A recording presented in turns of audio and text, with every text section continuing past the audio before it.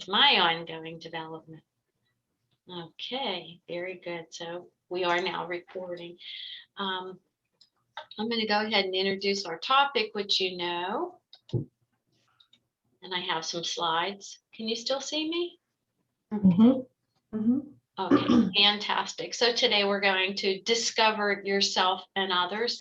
I look at this as a leadership development, and whether you officially hold the formal title of a leader or not, I think we're all leaders. We all have the ability to inspire each other, to lead each other, to be there and pick up the pieces when someone else might be having an off day or an off experience. And your company is young and growing. There's going to be more opportunities in the horizon. So I would inspire all of you to keep positioning yourself as the best leaders you can be.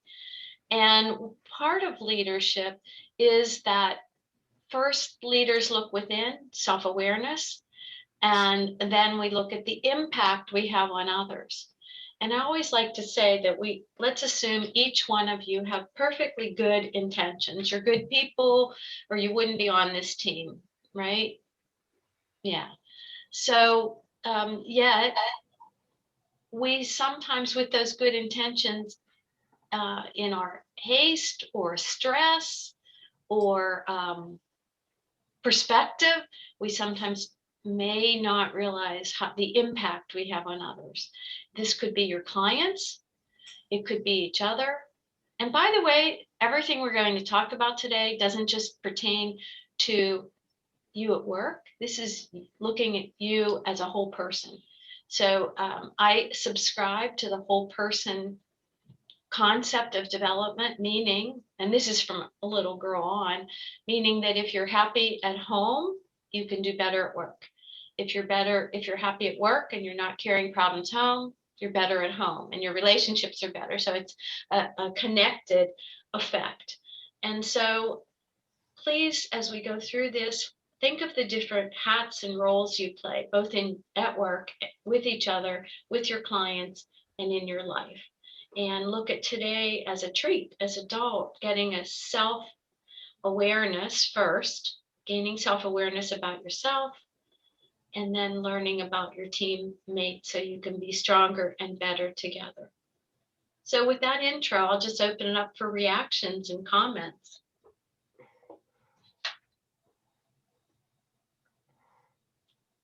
What do you think when you hear all that?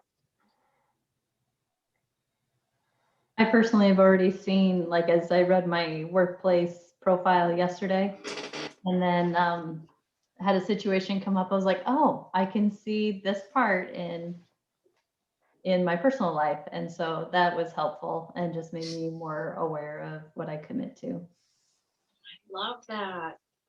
And as we get more into the middle section of today, if you're willing to share, I'm curious even what that specific example was, because you all will personalize this content to what's relevant in your business. You're the expert in your business. Although I have to tell you, I've worked with a number of financial institutions and some Fortune 50 and Fortune 100 teams that played in the financial and or insurance arena. I've spent a good number of years working with developing those teams. So I have some insight, but I'm not the expert or the studied professional in this. So you'll bring the specifics. Thank you for that, Stephanie. Who else has a comment? Everything you just said, it's just music to my ears. I mean, it's things I've thought about consciously for a good number of years now, and I look forward to building upon that. Everything you made just makes perfect sense. Everything you just said just makes perfect sense to me. And I've seen it happen that way, the interaction between home and work. Okay, very good. Thank you for that. And let me just hold on one second. I can also give you a thumbs up. It goes two ways, right? That may be your only thumbs up for the next hour, so take it in, James. All right, I'll take it.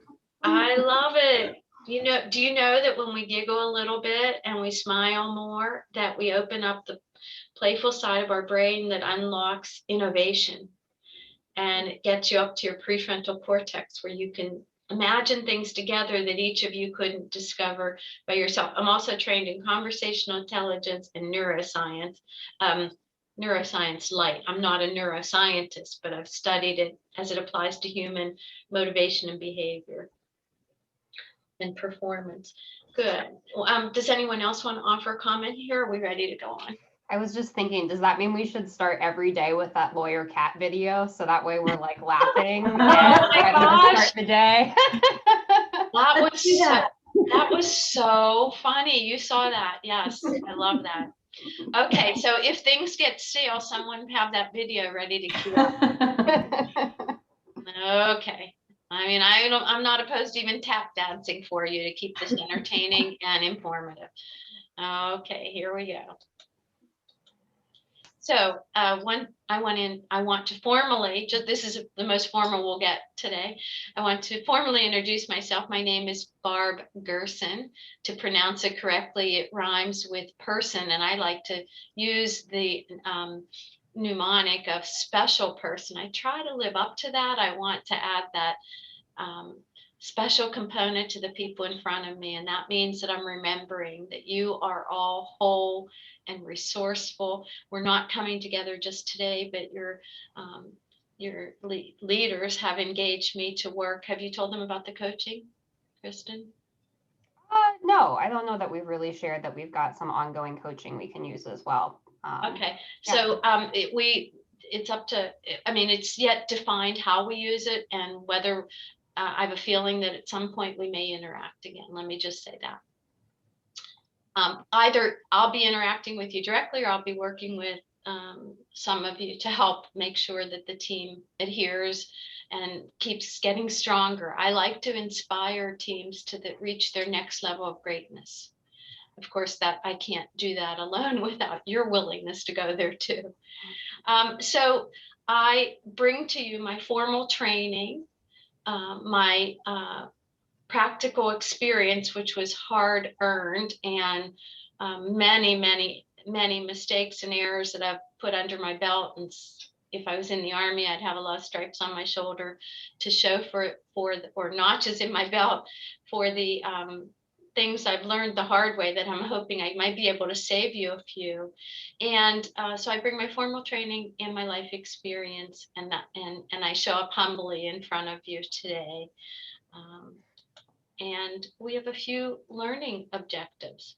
And before I get to those, one of my biggest learning experience about being a leader with people, it started early in my career. And I'll just stop sharing for a moment. I'm a teacher by trade. I taught high school students about job interviewing and career and work and all the things, because from little on, I knew if people were happy at work, they'd be happy at home. And I thought it's so important that people find what they're good at and what they like to do. And then that lasted about a year and a half. And then I went into a business, and I was pretty poor at it at first, and I became very successful and ended up running a pick and pack warehouse center, a distribution center, and my responsibility to grow the business was to grow the sales team and grow the leaders, and ended up becoming top in the nation and had achieved a lot of success. And I can remember that the way that I initially built leaders was by telling everyone what to do. My style would be somewhat authoritarian and a lot of telling. And as long as people complied and listened to me, it was great. And then I started getting some leaders that had their own ideas, and my style did not work very well. And at first I would be burning through people, and there was turnover. And I'm not proud to tell you, and I'm being kind of vulnerable and open, hoping that you might then be comfortable being vulnerable back, so we can have more of a realistic, deeper conversation as we go forth. But I realized that to keep the team I was building, that wouldn't work, and I needed to find a different way. And so I received some DISC leadership training like I'm presenting for you today, and the impact was so profound and so positive. I literally think it saved my career because it helped me to understand that when I was thinking, hey, it's my company, it's my way or the highway as a leader of a team, that that only worked for a point, as long as people were willing to listen to me. And once I started appreciating others and looking at it from their perspective and actually asking for feedback, people don't readily give feedback unless you open up and show you're receptive to it. So at the end of today, you're going to get an evaluation, a quick survey, but I'm asking you to be wholehearted and give what you loved and where I can improve. And even though I bring a lot of experience, it's never a done deal for me. I'm learning what are the keys to unlock working with you effectively. And so DISC saved me. And I went on, I worked in corporate America for a decade and helped teams nationally with responsibility to up to 40 million and over 20,000 consultants and leaders. And then I did that for a decade. And with that experience, decided I wanted to do what I do today, own my own business again and help numerous companies and teams grow. And when I say numerous, I don't have a huge, big Rolodex. I would rather go deeper with a few clients that engage me over time and then pick up other projects here and there, because I really value helping other people get to their greatness. So it was then that I said, I'm going to use DISC and I'm going to help those. So that is my story. And what from my story resonated with you or stood out? If you could put that in the chat box, we'll get to save the chat as a running narrative today.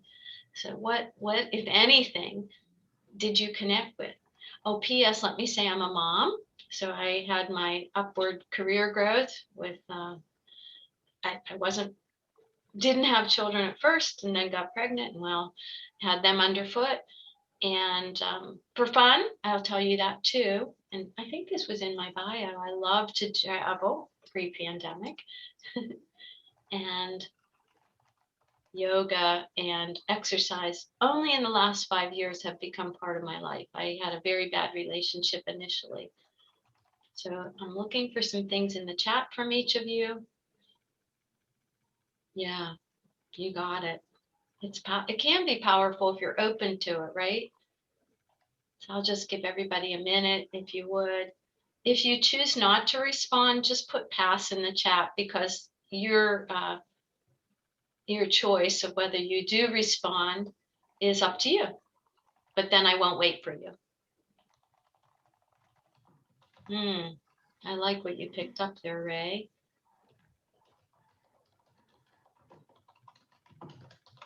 Okay, Kristen, we will lock arms and maybe I can save you a few casualties that I experienced. Yeah. Thank you, Stephanie. And James, did you get something in? Yeah. Or you earlier. Oh, there you are. I missed you. Excellent. Yeah, I'm one of the people that likes to talk. So. Pardon me? One of the people that likes to talk. So I'll probably talk every instance I get. Rather than type. Okay, very good. Well, no, I'm saying like I think I was the second one in. Like you did it real quick. You're easy to elicit feedback from. Yes. Excellent. Okay, so I have a couple learning objectives for today. I want you to be able to identify your DISC style. That's fairly easy with report in hand. I want you to understand more about you. So at the end, I want you in the evaluation to put what you're learning about yourself, and then develop an appreciation for other styles. Now you work together well, from what I hear, and you interact frequently. So the challenge will be today for you to show up with a new lens and see each other a little differently. Learn something different than you know about each other. And also explore how you can become more flexible.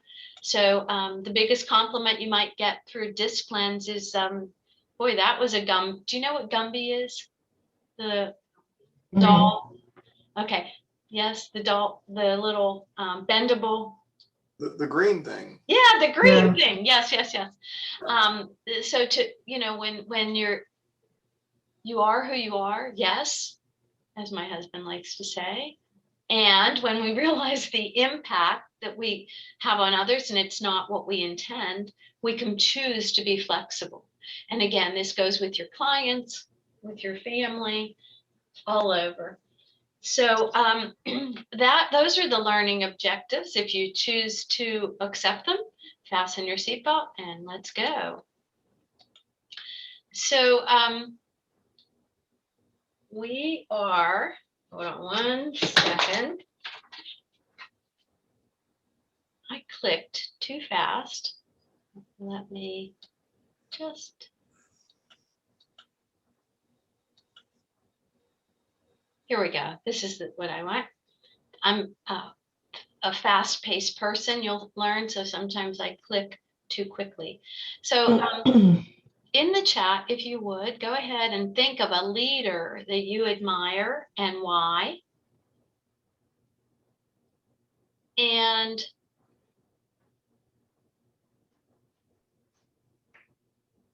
what you know about DISC and how you'll be using it, we can say verbally, and the fun fact we'll say verbally. So I'll give you a minute to think of a leader.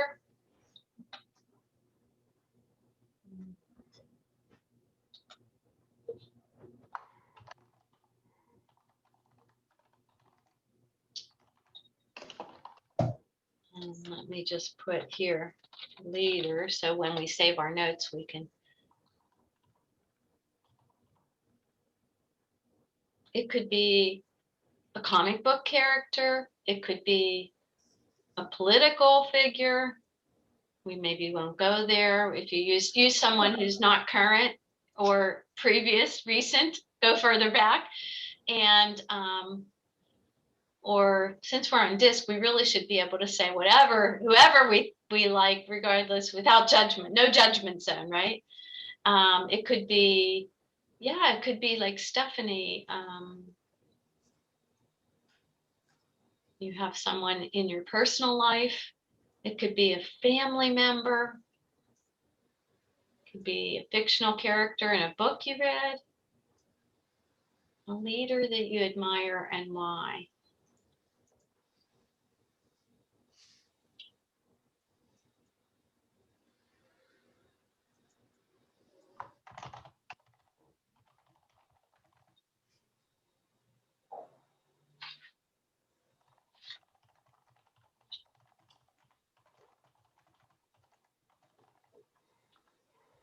James, does that mean I really like to talk since I was the first one in that time?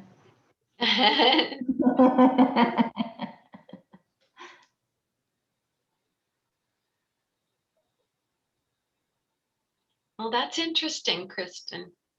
And maybe this is a question you come back to, like in the middle, you'll go, oh, leader, just put the word leader and put who it is and why. And let's, that can be a reflection question that you can respond to as it comes to you. You know, sometimes you ask your brain for something and it freezes and then you need to let it relax. So, but however, Kristen, would you start with what do you know about DISC and how do you plan to use it? And one quick fun fact that the team does not know about you.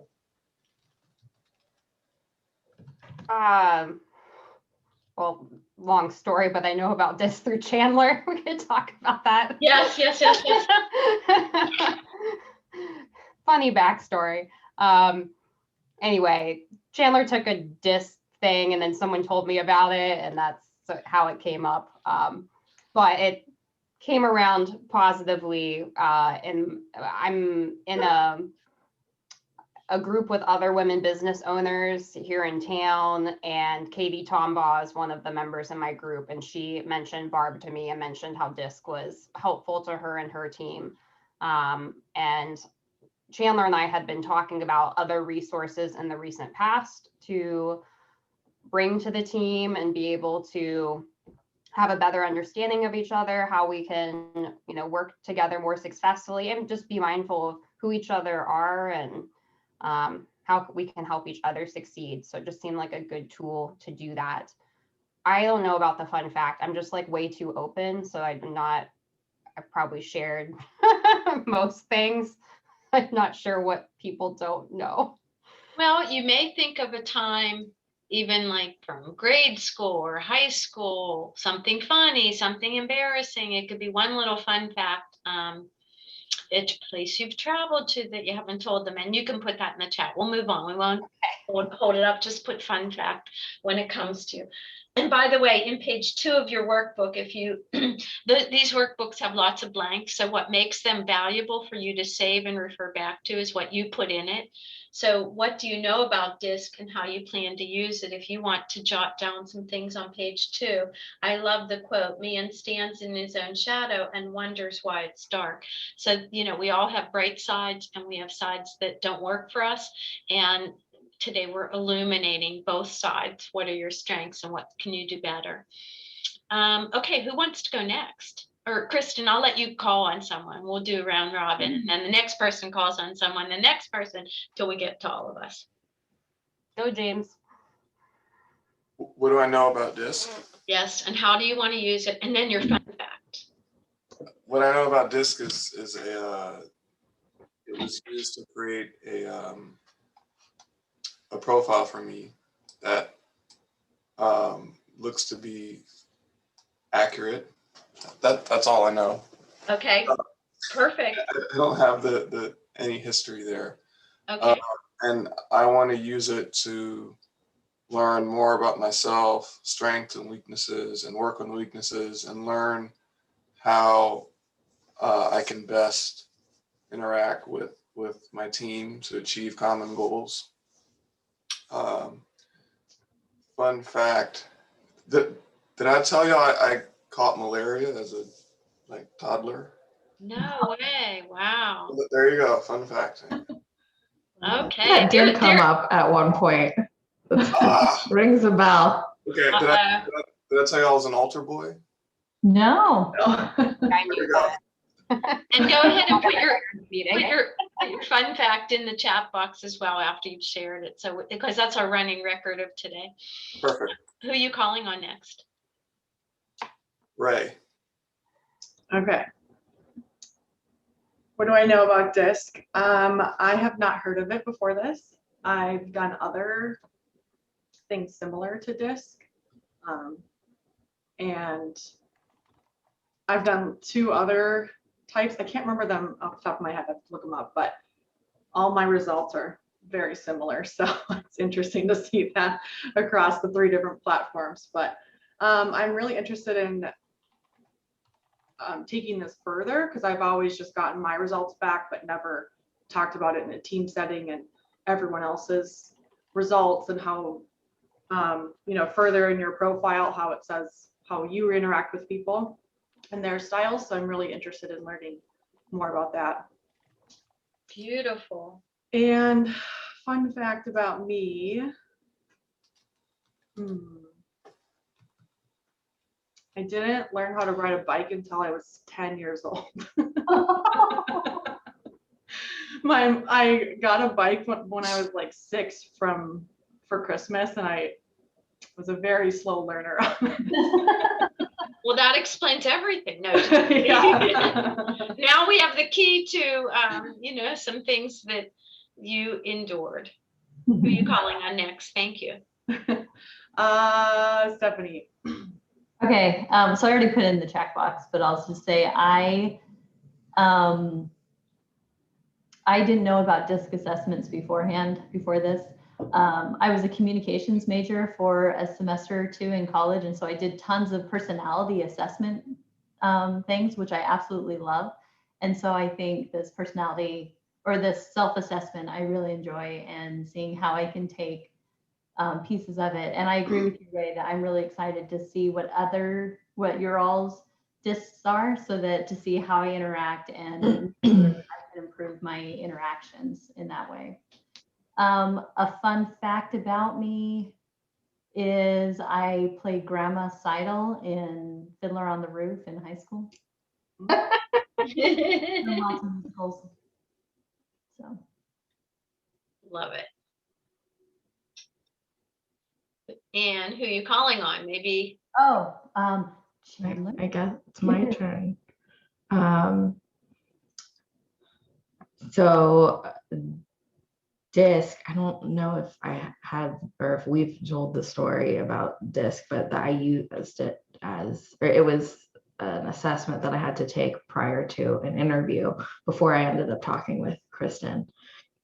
And I didn't really know what it was, and then, or how it would be used. And then in the interview, they gave me like the packet and said, like, take 2 minutes and look at it. And then, what's your feedback? So it was this kind of really caught me by surprise. And as you can see, or if you've read your own DISC assessments, it's quite thorough, gives like a whole page paragraph form about you. And mine said some. Don't tell them what yours is or anything. It's my old one. It's not the same. Okay. It's 5 years ago, Chandler. Yeah. So it said like some things that when I read it again now, looking at it, that I could maybe relate to, but in an interview setting, I was like, didn't know how to respond to. Like it used the word aggressive a lot. And in that moment, and it was also my first interview, really my first formal interview. And so I didn't know how to respond to it, and actually felt really upset by that situation.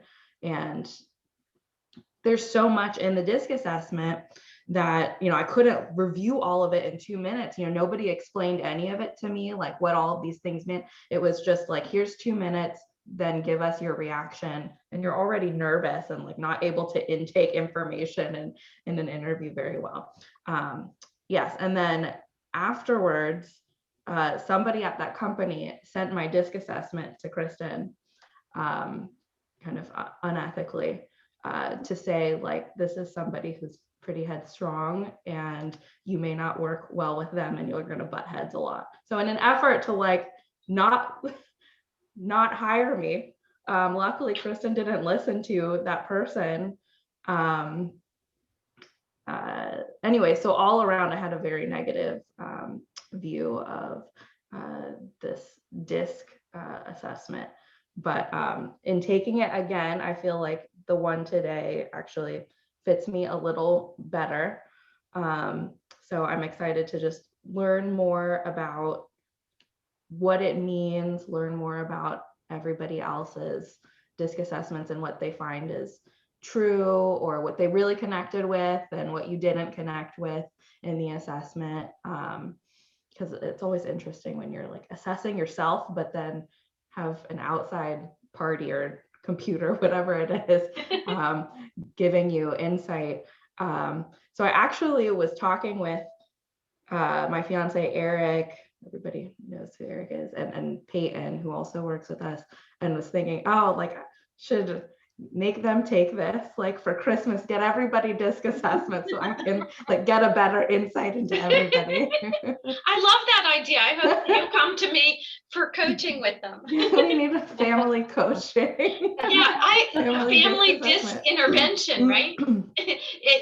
At Thanksgiving, if it gets too intense, then you just call me and we'll do a quick DISC refresher. That's what you want on vacation, other people's family drama. Yeah. That's just what I need.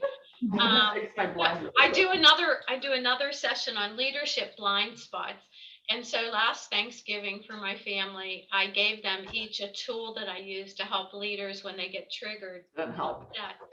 And we implemented that as a family tool that doesn't always work that well with family. Anyway, Chandler, what's your fun fact? Oh, I was trying to think of one because we've done games where we've shared fun facts about ourselves. You can put one in the chat box if you come up with one. How's that? But I want to acknowledge you. It took courage for you to share that painful and, in my mind, misuse of the DISC behavior assessment. There was it was unethical to share your results with anyone without your permission. And it's inappropriate, I think, to have anyone get their DISC assessment without a trained professional helping them to look through the lens and make meaning of it. So there were a couple infractions. And I do want everyone to know that Kristen and Chandler had the choice to meet me and decide if they wanted to do this. And even knowing, Chandler's experience, she chose to go forth. And I think that shows real leadership to be able to rewrite a memory that wasn't a good one and come out with something hopefully different. So I acknowledge you for that, Chandler. Thank you. Yeah. Okay. So with that, we did that. And anything that you want to note or you'd like to remember about your teammates that they didn't put in the chat box, you can add it. And now we're again looking through the leadership lens and the top 10 competencies, and they're grouped in 5 themes. So you can see strong ethics and safety. I would say that's probably pretty important in your industry. People have to feel that you're ethical. Self-organizing, being able to, as a leader, you can see goals, expectations, being flexible to change your opinion, being able to say, I made the best decision with the information I had at that time, and now I'm changing my mind. Nurturing growth. So again, acknowledging all of you for participating.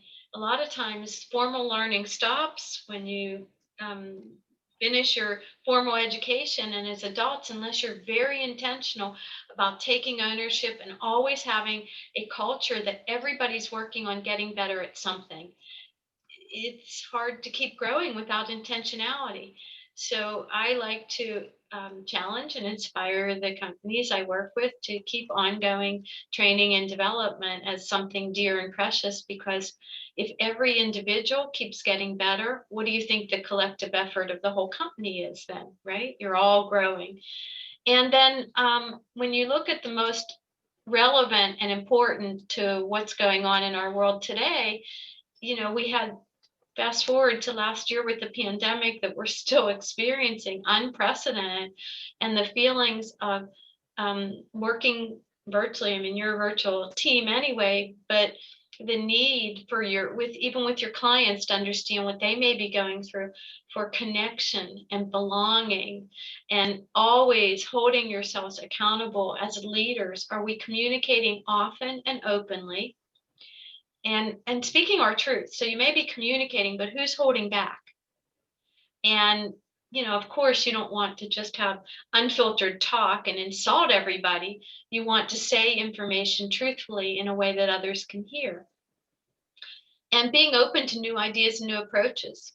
So not being bound by this was pertinent then, let's try it a different way. Can we explore and can we experiment? And creating feeling that, hey, we all succeed or fail together. As you continue to build a strong brand and attract others to want to be with you and clients to want to come your way, linking arms and saying, it's not any one of you alone that succeeds, it's you all do it together.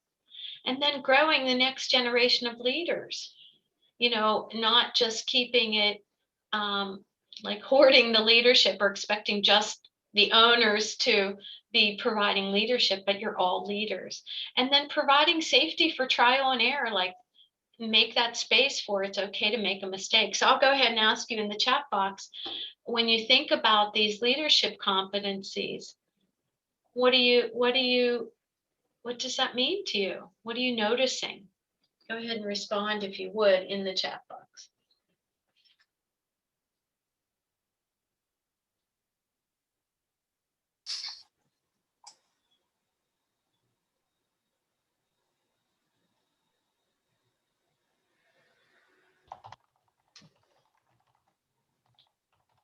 And let's see here.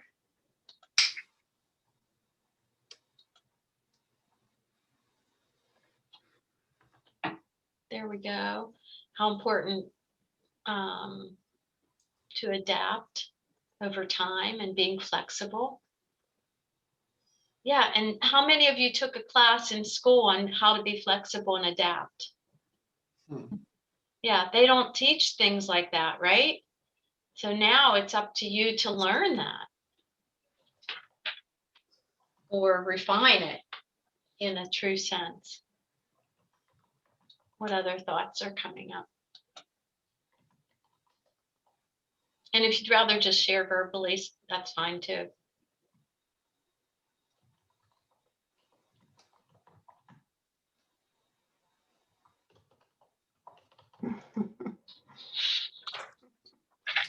Yes.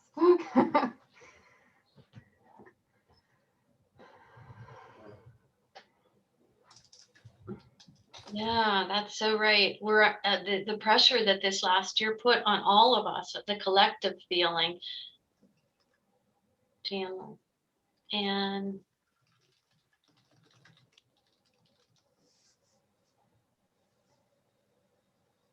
Stephanie likes the expectations. And it seems like you could be the perfect leader if we could just do all of this, right, James? Thank you.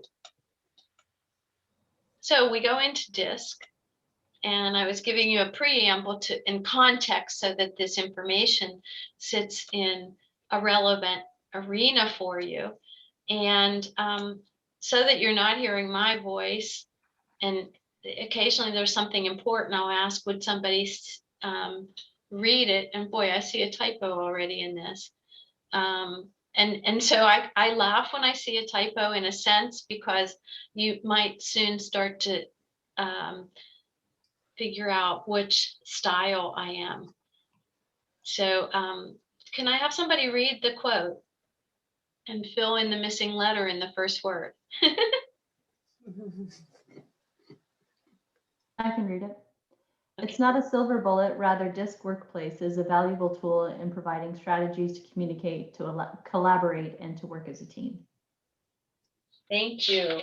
And we're on page 3 of your workbook as well. You can see the full DISC circle and the 4 quadrants. And each style tends to have different priorities, as you will soon discover clearly. And it's important that you respect each other's differences. There's a quote at the bottom you can take a peek at on page 3. Building that inner core strength. So that's DISC. The 4 quadrants, you'll see that D stands for dominance, and I is influence, S is steadiness, and C is conscientious. So those are the main behavior styles that DISC assesses. So let's look at on page 4. I'm just going to give you a little bit of introduction here. And if you take a minute, get that first paragraph, you can just pick up the essence there, and then I'll move to the second paragraph. And one little hint so that you stay with me, I left some blanks for you to fill in. So if you look on the screen and see an underlined word, it's usually something that you can fill in your workbook. I like DISC because it is easy to understand. There are some other assessments that are more complicated. So this is something that you can grasp if you have a desire to learn about yourself and others. And it is a model that of human behavior, and it simplifies, like we as humans are so complex. It's not the be all end all, put people in a box. It just gives you a common language to start to discover. And it's based on style tendencies. So there's a fill in the blank. Once people know each other's tendencies and your own, you can start to gather what I call the SOS insights. And that stands for self, that's an insight, others, and situations. When you get puzzled, you have a little workbook in your report to go back to and these notes. And you can adapt to specific people and situations more effectively. So there this helps you identify 4 primary emotions and behavioral responses. So that's number 6 and 7, fill in the blank. And we already mentioned the 4.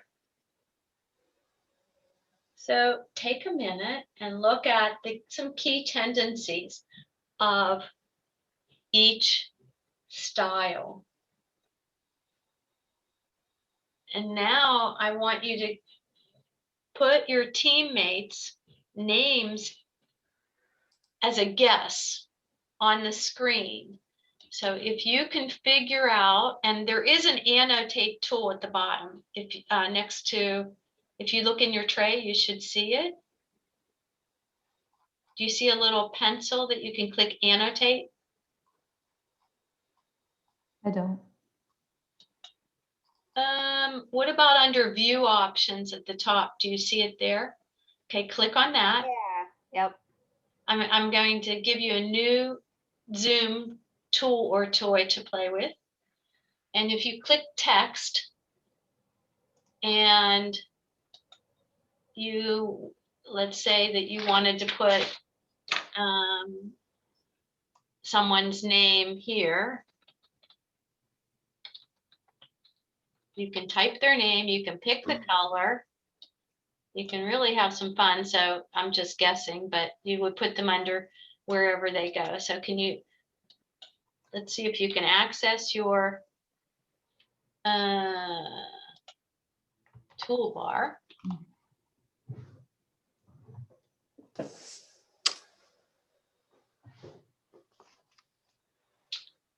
So you're putting James under steadiness. Oh, I haven't put them yet. Sorry. Okay. Oh, you're just typing their names and then you're going to move them. Oh, it won't let me move them, I guess. No, you have to place it when you hit. So you put your cursor under the one and then, and you can clear. There's a garbage can to clear if you make a mistake. There's an eraser. There, you can change your color. Be wrong, right? I'm just guessing. Yes, this is good. This is really good.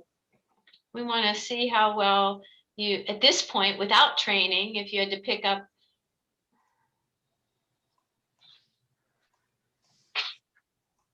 This is giving you a chance to see how your teammates see you, and guessing, and no one's wrong. No one, doesn't matter.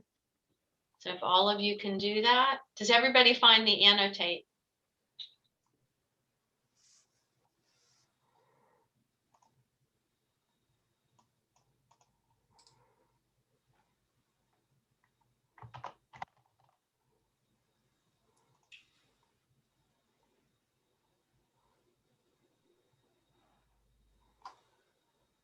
So we're putting the 4 other people under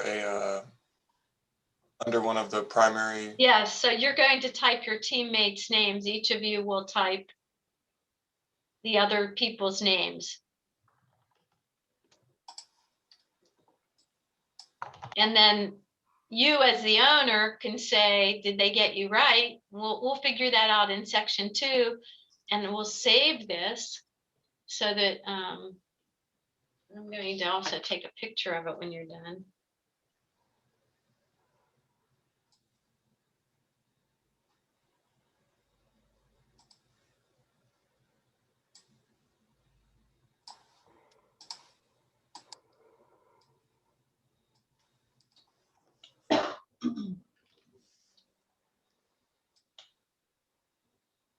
Let me know when you've all gone. I'm done. You're done? Mhm. And Stephanie, you're done? Yeah. And Kristen's done. James, are you done? Almost. It's a little late to the party. I'm putting Stephanie between influence and steadiness. Okay. Or you, if you see 2 areas, you can put their name twice. That's what I did. I put Chandler under dominance and conscientious. Excellent. Okay, everybody done? Oh wait, I'm still trying to get James in. I got one more. Is this kind of interesting, just guessing? Yeah. Yeah. Okay, let me know when you're done. Okay, I'm done. I'm done. Okay. I'm getting a picture. Smile, everybody. Okay, and then I'm going up to my toolbar. So if you use this for work, you can click save. I think you can click and save it too. Maybe all of you do that, so you have your guesses. And then you can close your Annotate toolbar so it doesn't get in the way.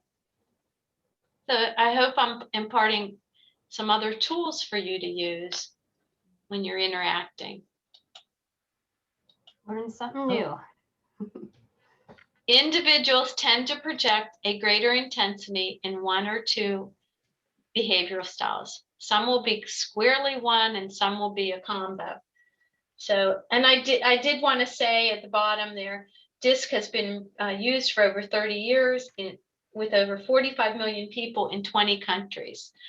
So it is a widely used tool in business today.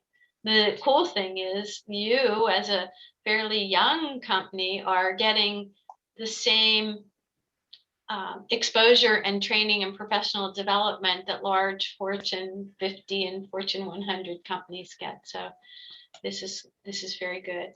Let me just make sure I clicked too fast. There we go. Whoops, I have to go back to my Annotate and clear. Okay, that's something I have to remember to do. So here are the common tendencies, and they are at the bottom of your workbook, and we've just used that list to interact with. So is there what if any comments would you like to make verbally about this?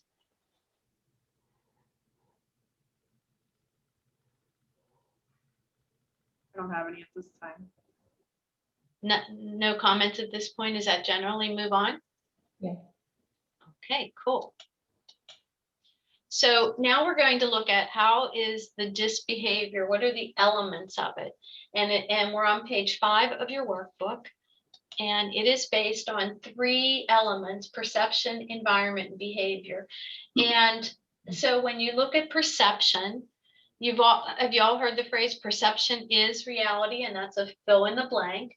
As perception, we know that it's more important how people perceive it than what actually happened. So we're always looking at how is someone else perceiving this situation. And then it's also based on the environment. And we're going to talk about the environment on page 7 in a minute, but just to give you a quick overview, it's everything that happens outside of your brain and inside of you. So your environment is all of that. And then we're also going to look at, how your behavior at home and your workplace and your relationships is factored into DISC. Those are all the elements, what's going on. But before we delve into each of those, on page 6, this gives you an opportunity to look at the picture and jot down what you see. Don't say it out loud. Put it in your workbook on page 6.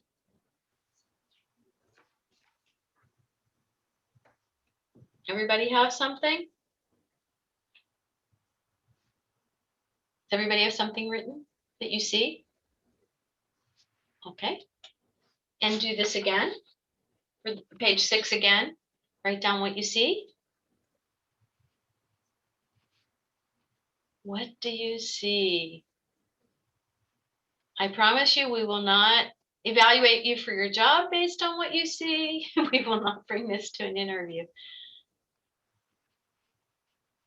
We will use it for discussion. And then the next one, what do you see?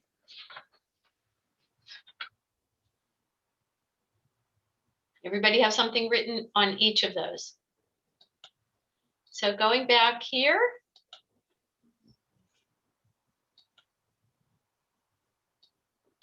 There we go. Okay, what did you see? Say it out loud. I saw a candlestick and 2 people, silhouettes of 2 people. So you saw, what did you say, Stephanie, first? A candlestick and the silhouette. Okay, did anybody see anything different or just one of them? Everybody saw a candlestick? I just saw the people facing each other. Okay, good. How about you, Chandler? I saw both. You saw both? And you saw it as a candlestick? Oh, I saw it as an hourglass. Interesting. What about you, This Kristen? doesn't really look like an hourglass, but That's okay. Or that's I've okay. done too many of these exercises that I see both things on all of them. Okay. And did you name them as a candlestick or what? I put faces and base. Ah, you said vase. So we're getting at least 3 different interpretations of the middle. And Ray, you said you saw both. What words did you use? I wrote down candlestick and 2 faces, but my mind goes to candlestick first. Interesting. Okay. Let's go to the next one. What did you see here? And I want to know the words you labeled it because I'm curious if there were any differences. I wrote young woman and old woman, but I see the young woman more. Okay. Same words. Does Yeah, anybody have any different words? it's a Woman young lady backwards. and old lady. Young lady and old lady. And what did you say, James? Woman looking backwards. Ah, okay. A little different description. Anybody else have something different? Did anybody only see one? I only saw the young woman. Do you see the old woman now? Here's her mouth. Here's the long nose. Do you see that? Yes. Yeah, now I see it. Okay, did you, if you didn't see the other one on both, I can go back as well. And what about here? What did you see? I only saw a rabbit. Who said that? Stephanie. Stephanie. Okay, thank you. I see a bird facing upwards. A bird? Yeah, with the beak. Right here. Yep. Oh, like a duck. Yeah, I put duck and bunny. That's Duck what I and wrote, bunny too. and someone else? Duck and rabbit. Duck and rabbit. I Okay, wrote bunny and duck. okay. Listen, you as a team, 5 individuals, looked at 3 pictures. What are you noticing from what you each saw? You all looked at the same pictures, PS. We all had different perspectives of what it was exactly. Yeah. Some saw 2 things, some saw 1, some saw a bird, some saw a duck. So, and you can imagine that now filter in your family and your client, you're all looking at the same picture and imagine how many other opinions you may get. So that's something to remember with as you learn about yourself and others. You can all be looking at the exact same pictures, but seeing something different or labeling it different or giving it different meaning. Huh. So on page 7,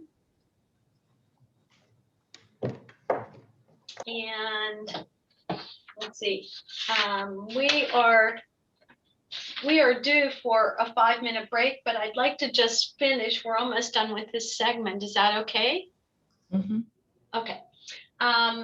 So on page 7, we mentioned environment. We're looking at a little deeper. It's everything outside of you as a person.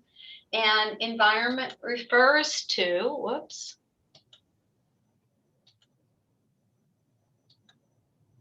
Environment refers to everything outside of the individual person. Oh, it's there. Duh. Okay. See, I wasn't even seeing it when I was looking at it. And then it gives a definition. And so I want to pause for a second. And this is a big one because when we think about DISC, we're looking at the tendencies, but how they show up in observable behaviors. So with that,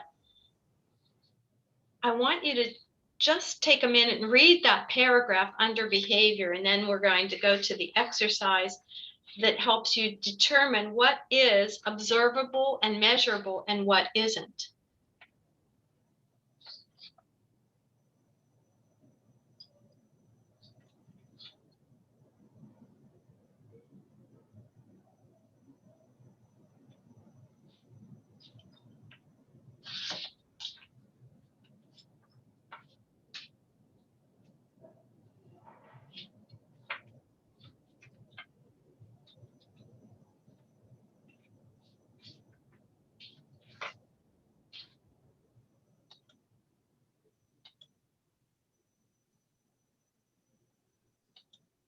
And I'm giving you some clues to what defines a behavior.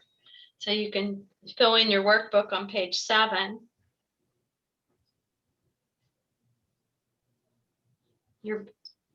So I like to think what's going on in people's mind. If it was an iceberg, it's in their mind and their beliefs and their emotions and their goals, everything that's going on inside your head is the bottom of the iceberg.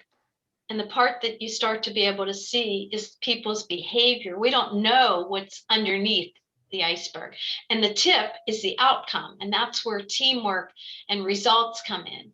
So if the mindset's wrong, the behavior doesn't always connect and you don't get the results you want. Or conversely, when the mindset is right, the behavior is supportive and helps produce the outcomes you're looking for. So we have observable, situation-based, flexible. Like we can behave one way at home and one way at work, and it's part influenced by the environment. And it comes from our energy within, fueled by our mindset based on the environment. So just to make sure that you all have a sense of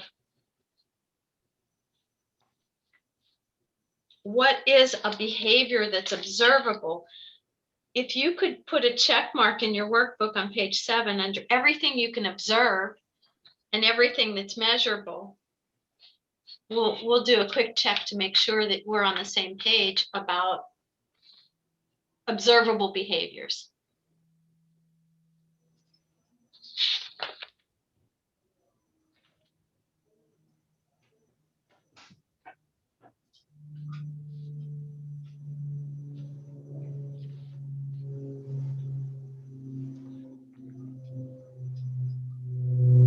And I promise you when we get to page 8, we'll take that 5-minute break, unless you tell me to stop sooner.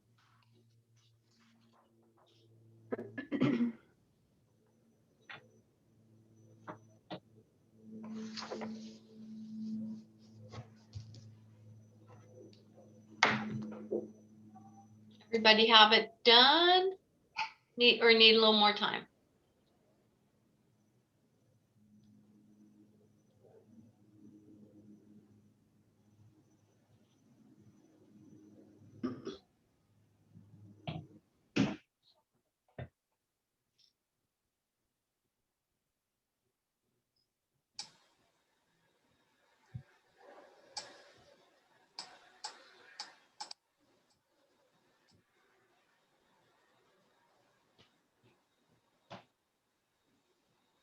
If you're not sure, we're going to give you the answers in a minute.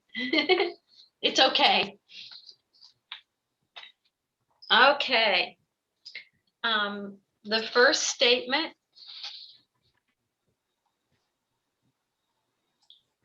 Is somebody wanting, would somebody read each of the statements out loud and then the group can holler yes or no, and I'll weigh in. Oh, you don't have to holler too loud because we're all in the same room, but would somebody be willing to give my voice a break? I can read the first one. Thank you. Alan does not complete his assigned tasks by the project deadline. I said measurable. Mm-hmm. Is it observable? Yes, I didn't. You can mark both. Yes. Some of them I did, but okay. Okay, yes. Yes, so good. Yes, I agree with you on that. Does anybody want to argue with Ray? Okay. Respectful arguments are also sometimes healthy, so I don't shy away from them if you have a difference of opinion. I invite it into the room. Okay, you pick next, Ray. Stephanie. Hey, Alvin does not understand a concept presented by a supervisor.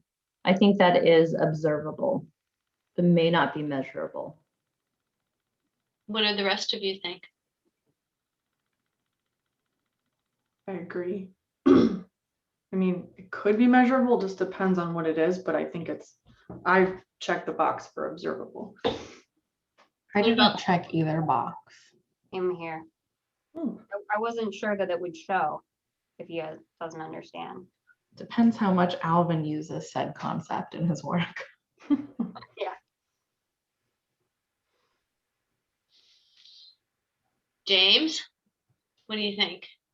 I didn't check either because it didn't say that he shared that. Like, he didn't verbally say, I don't understand. That's so on its own, it's not observable or measurable. After hearing everybody weigh in, does anybody want to change their mind? I like the point that James brought up that he didn't necessarily communicate it, so maybe Oh, it's and not. feel free to change. See, feel free to change your mind when more information from another teammate's perspective comes in. Remember this the next time you're deciding on a direction as a team to Yeah, gather. I was gonna say that's interesting that James was saying it's not observable because he didn't communicate it, and I was thinking it's not observable because as an outsider you wouldn't be able to tell. Like, And really, you're both right in that, correct? Right, you're saying kind of the same thing, just yeah, I was thinking more of like observing, like somebody observing from an outside perspective, whether they communicated it or not. Like if somebody was, excelling at their job and, that involved that concept that you would observe that they didn't understand something without it being communicated. Good point. Really good point. Like if you're in a client meeting and you're trying to teach them a concept, some people will very readily show whether they understand or not. And sometimes you'll have a spouse that just sits quietly and they're not gonna say anything, whether they understand or not. Thank you for bringing it to a real life work example. I appreciate that, Kristen.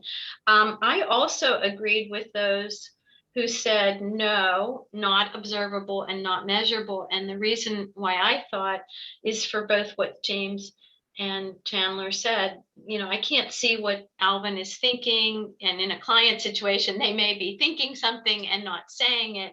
So we're looking at how can, what behaviors are observable and measurable. Although, if you see the picture differently, I'm not here to say you're wrong. I'm here to say there's different perspectives. Okay, next, who's calling on someone next? No, I think Kristen. Sally participates in team meeting discussions. So I think that's observable. I was still struggling over the definitions of observable and measurable. I guess, you could measure a frequency in which she participates based off of the number of team meetings. I hadn't checked measurable, but I could see a way to measure it now that we've been talking through these other examples.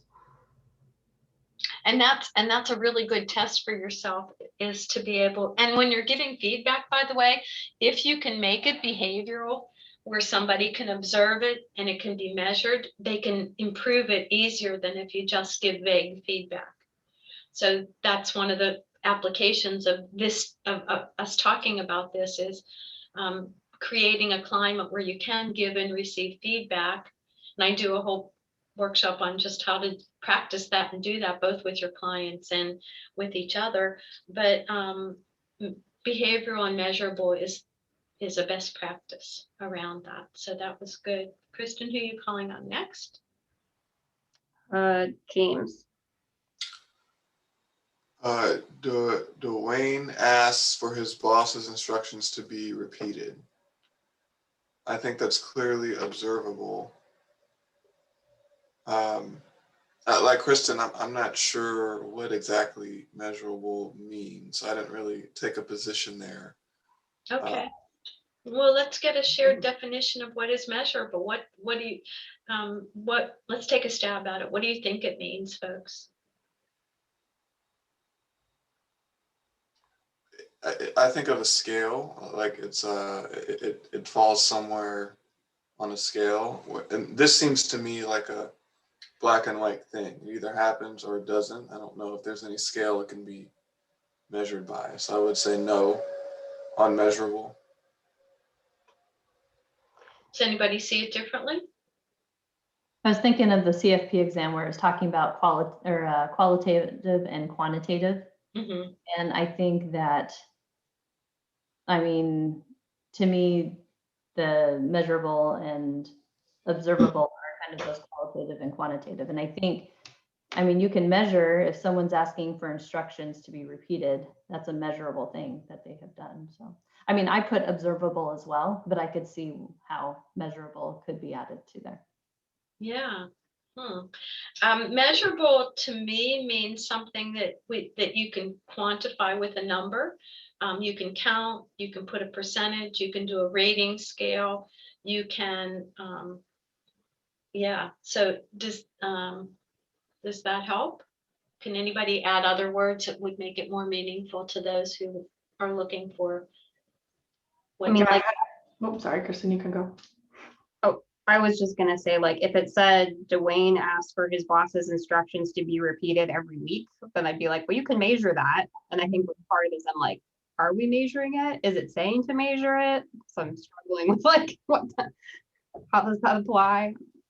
Mm-hmm. I guess I'm looking at it as like if,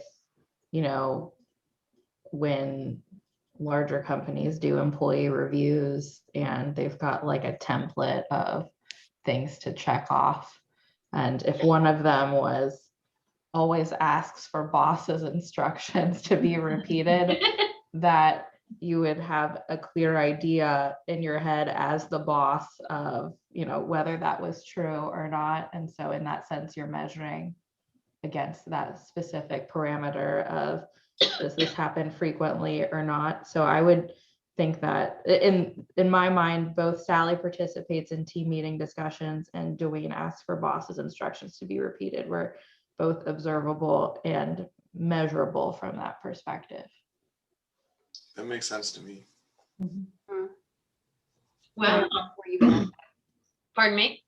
Ray was gonna say something. Oh, yeah, I was just mine kind of went with what Kristen said, just I guess how often, or if you're asking them to repeat the same thing, multiple times, or even for different stages in your job of how long, you've been there, the different measuring of, can I ask for repeated instructions more when you first start a job versus when you're more comfortable in your job and have a better understanding of your expectations and what you're doing. I have to say, I really have to acknowledge all of you, the thoughtful way that you're looking at slowing down simple sentences and thinking about the words and what they mean. And in real life, we don't have time to probably put this type of thought to each sentence. However, with this new awareness of yourself and others, hopefully it will become second nature and you'll keep getting better and better. It wasn't something for me that I could learn in one sitting and then had it mastered. It took a lot of practice. Why? I didn't get that way overnight. I became that leader over, my formative years early in my career, and I had to really slow things down and work on one little thing at a time in my training and development plan till I nailed, in my case, being less authoritative in my style. I didn't even hear when I was sounding that way. And even in working with me, sometimes that may creep in and I give you full permission to say that sounded bossy, or could you rephrase that? Because I know that I have a tendency in that direction, especially if I'm stressed. So, and the last one, who hasn't done one yet, or who will take it? Oh, I haven't. Okay. Renee is not attending to her work project. And so I said that was observable. And then I put a question mark over measurable. For I think all of the reasons we've talked about. And I think the reason I think of that differently than the two above is because not attending to a work project can mean so many things. Versus participating in discussions or asking for instructions are like very clear instances of specific behavior. Thank you. Does anybody see that differently? Or they both know no in your book?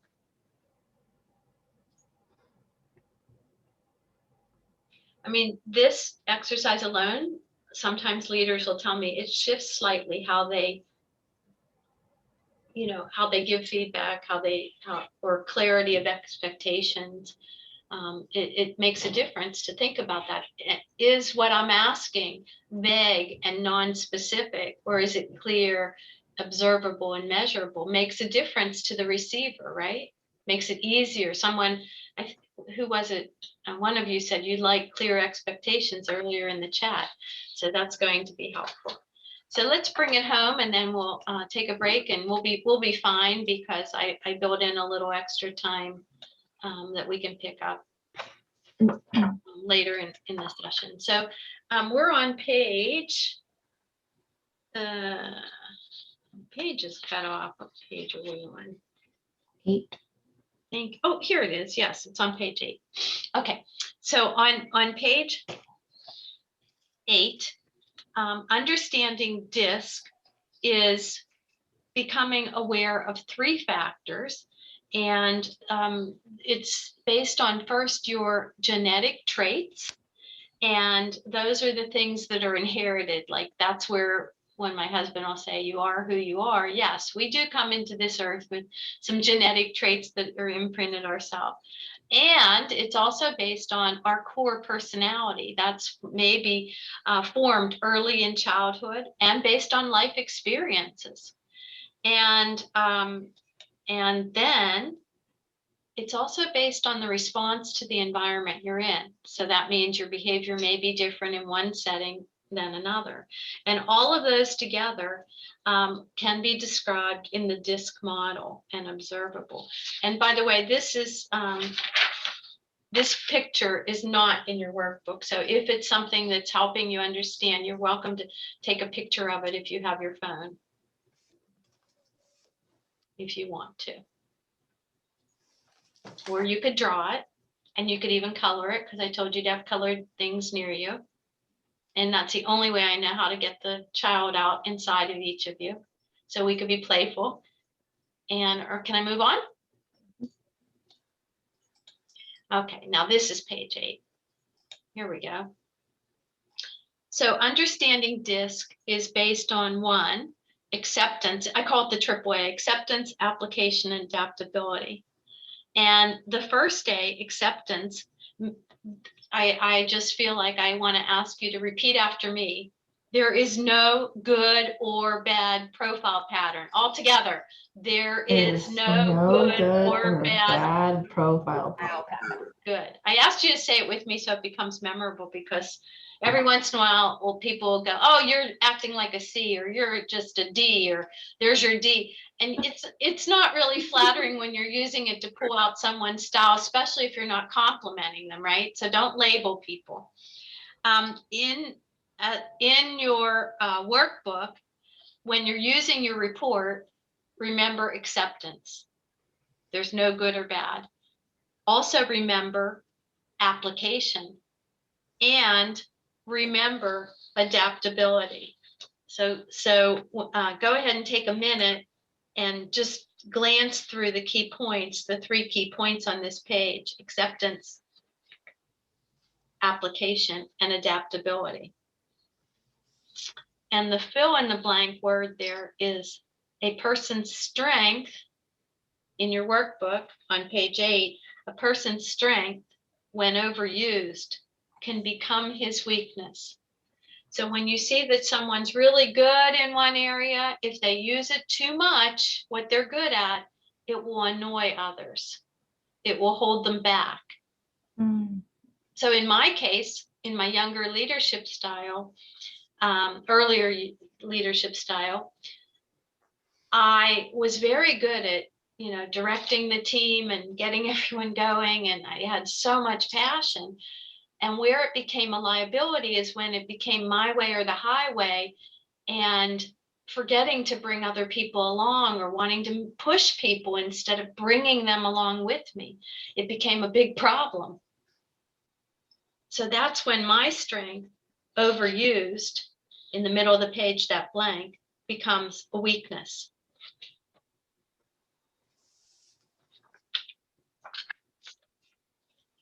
And so we're at our 5-minute break time, and I'm going to set my timer, and I'm going to encourage you to get up, do what you want with this time, check your email or your phone.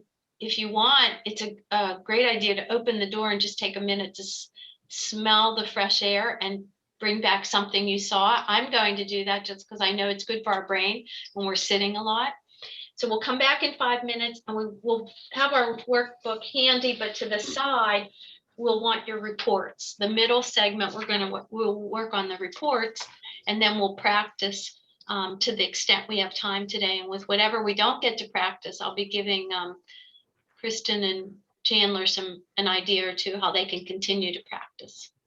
Okay, so I am going to stop my share. And I'm going to set, let's all synchronize our phone timer for 5 minutes. And with any kind of luck, we'll be back at the same time.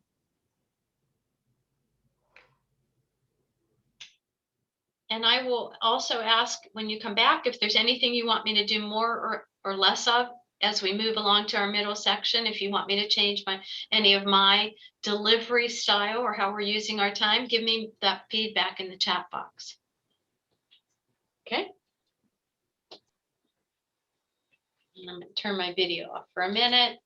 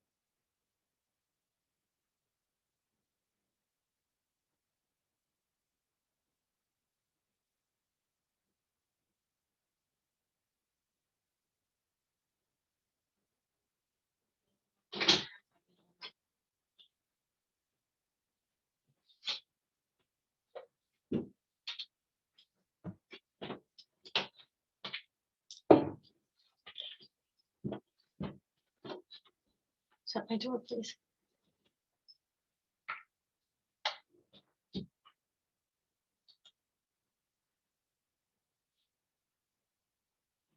Okay.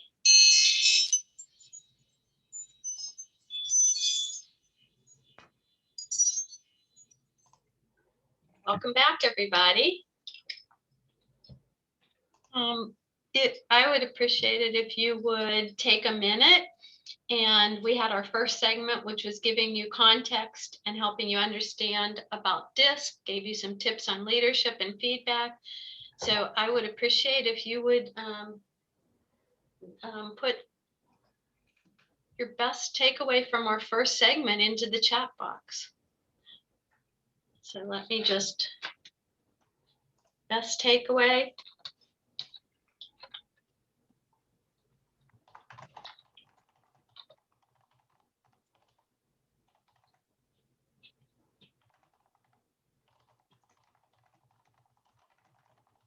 For this next segment, it will be helpful if you do want to have a printed document. If you did print it and your highlighters, that we're going to use that now and talk about your report. Best takeaway, something that stood out, something that you're taking away from this morning's first segment that you'll try to remember it as an action step.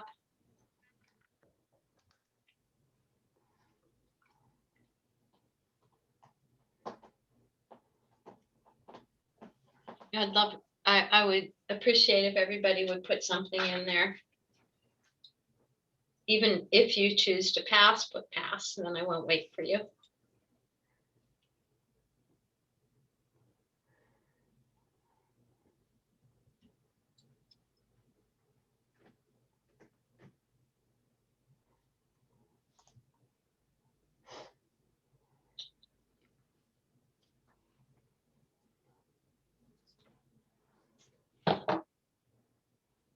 Okay.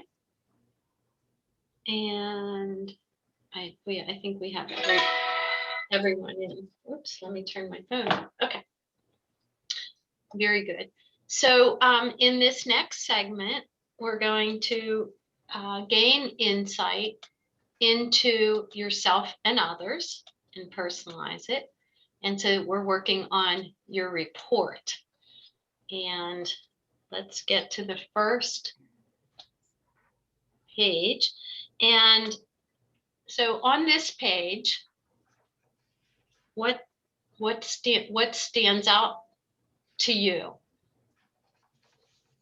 So we're going to bring voice to some of the things in the report, and if we get quick responses, this will go, we can get to them quick. It's helpful though that we hear it for our one, to remember it, and two, to embed it so it becomes a practice. So what stands out to you on this page? The colors stand out to me, and I don't know if it's intentional or if it's just happens to be that way. No, that's a really good point. So with DISC, we do use a color association, and that's, again, it helps to make it memorable. And maybe if you look at the words that go with the style, how does the color fit in with that? Do you see any meaning there?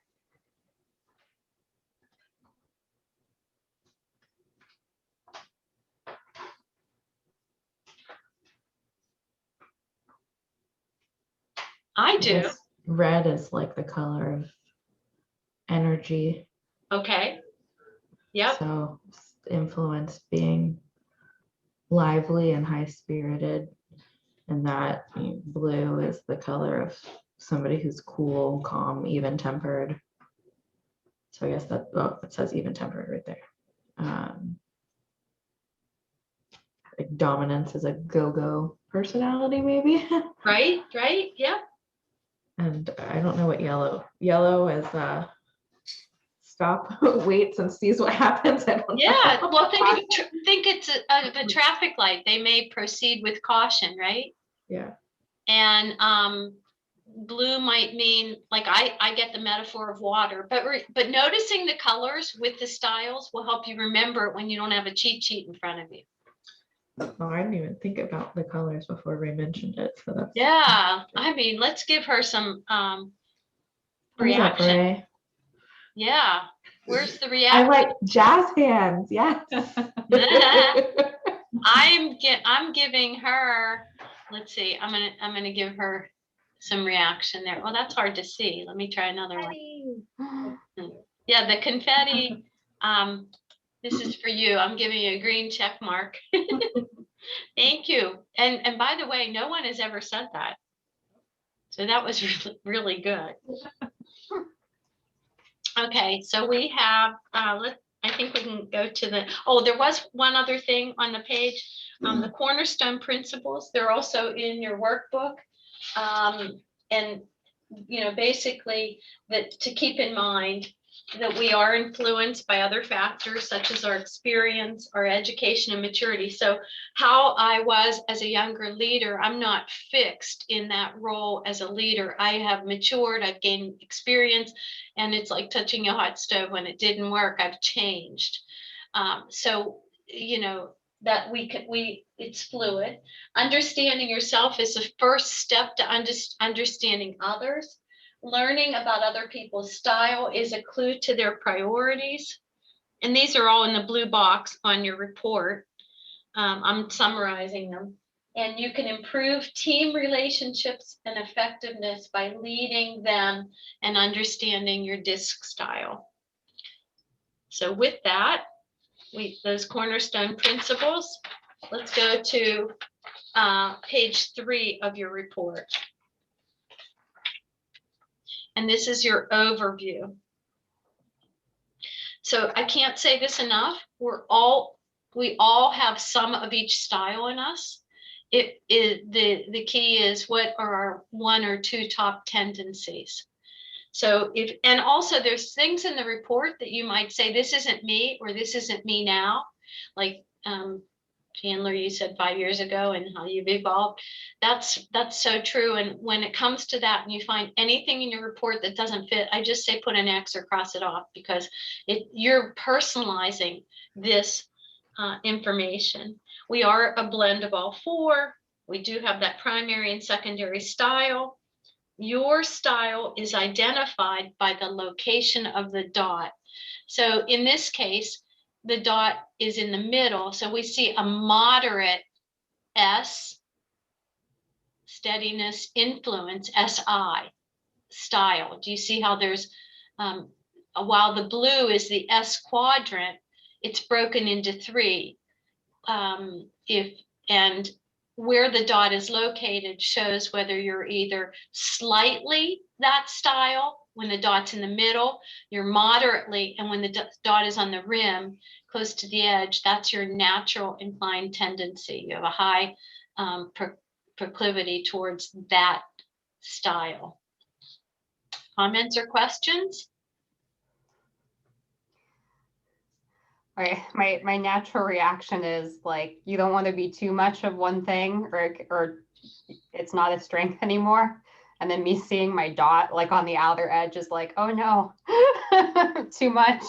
Oh, and again, we know that you saved where everybody saw you. Now go ahead and please use the Annotate tool and put your name where you are, and let's see how the team balances out or not.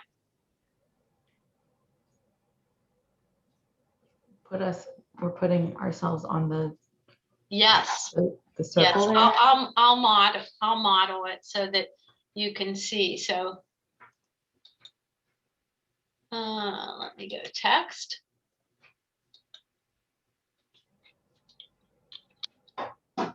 Kristen, I had the same reaction, which I think is why I resonate with. A person's strength when overused may become their greatest weakness. I've never heard that before.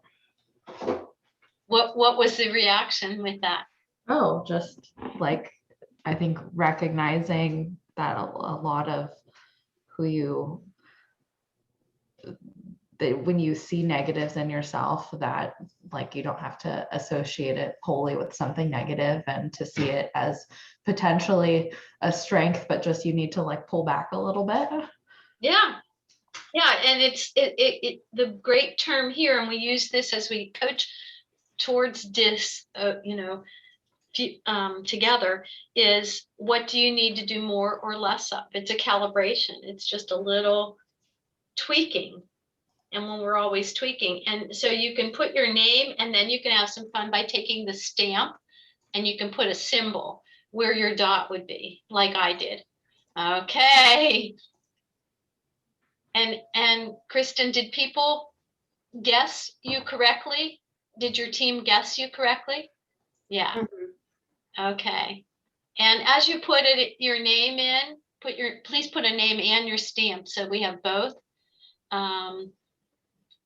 Share whether the team saw you correctly or not. Oh, I might have double stamped. Oh, well. Stephanie, did the team, you are what, IS? Did the team guess you correctly? Oh, we can't hear you. Yeah. Did they guess you correctly? You're still on mute. Yes, Chandler had me hovering between the two, so she was like spot on. Excellent, excellent. James, you are? SI. Mm-hmm.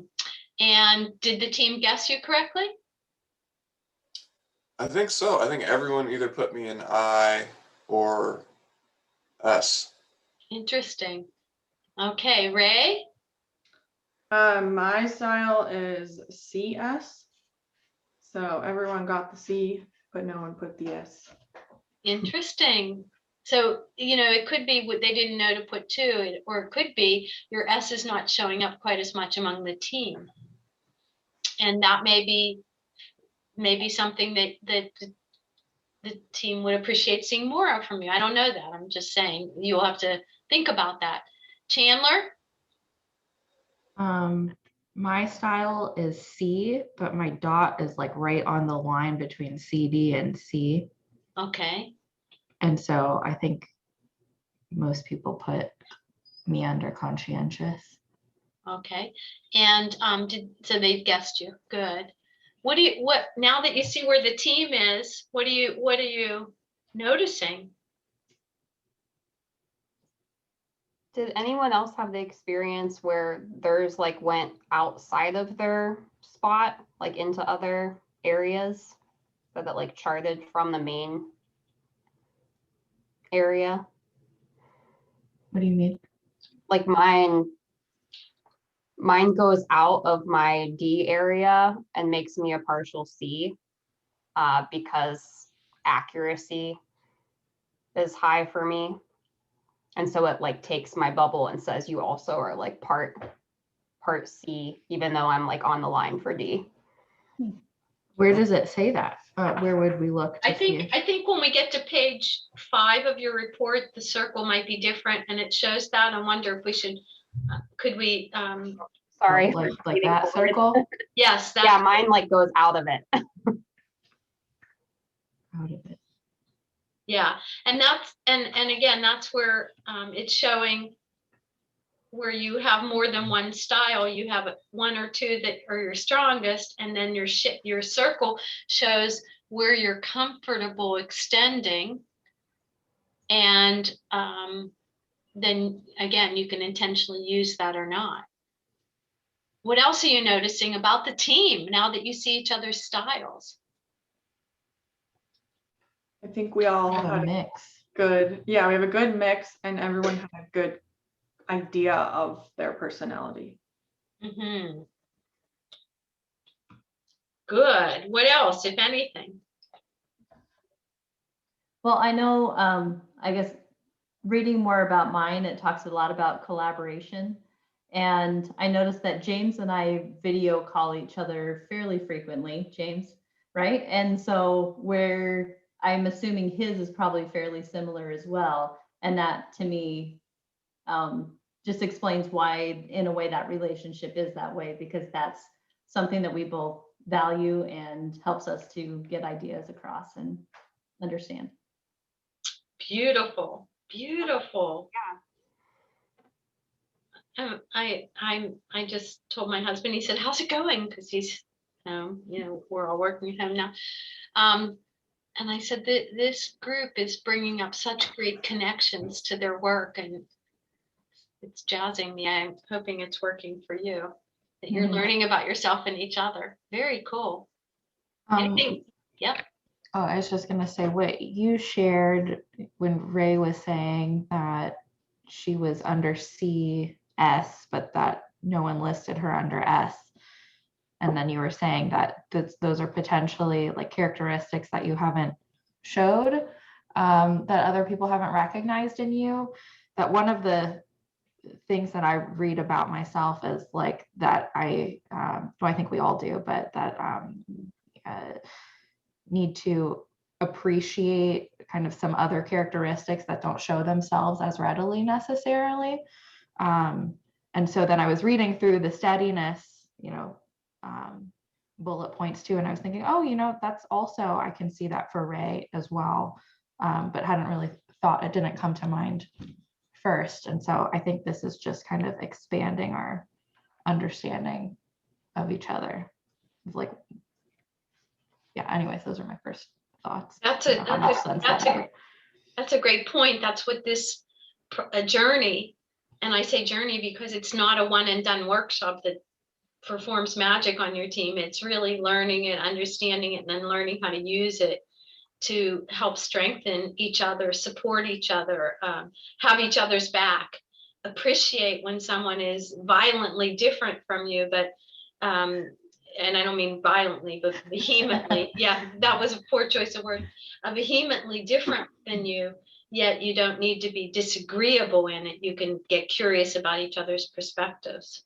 So knowing that they're going to see a piece of the picture, just like the duck and the rabbit and the vase and the candlesticks, they're seeing the same picture, but they're seeing something you're not seeing. And that is very vital for you to get the whole picture. Left to yourself, you're only going to make decisions based on your limited view of the situation. What comes up when I say that?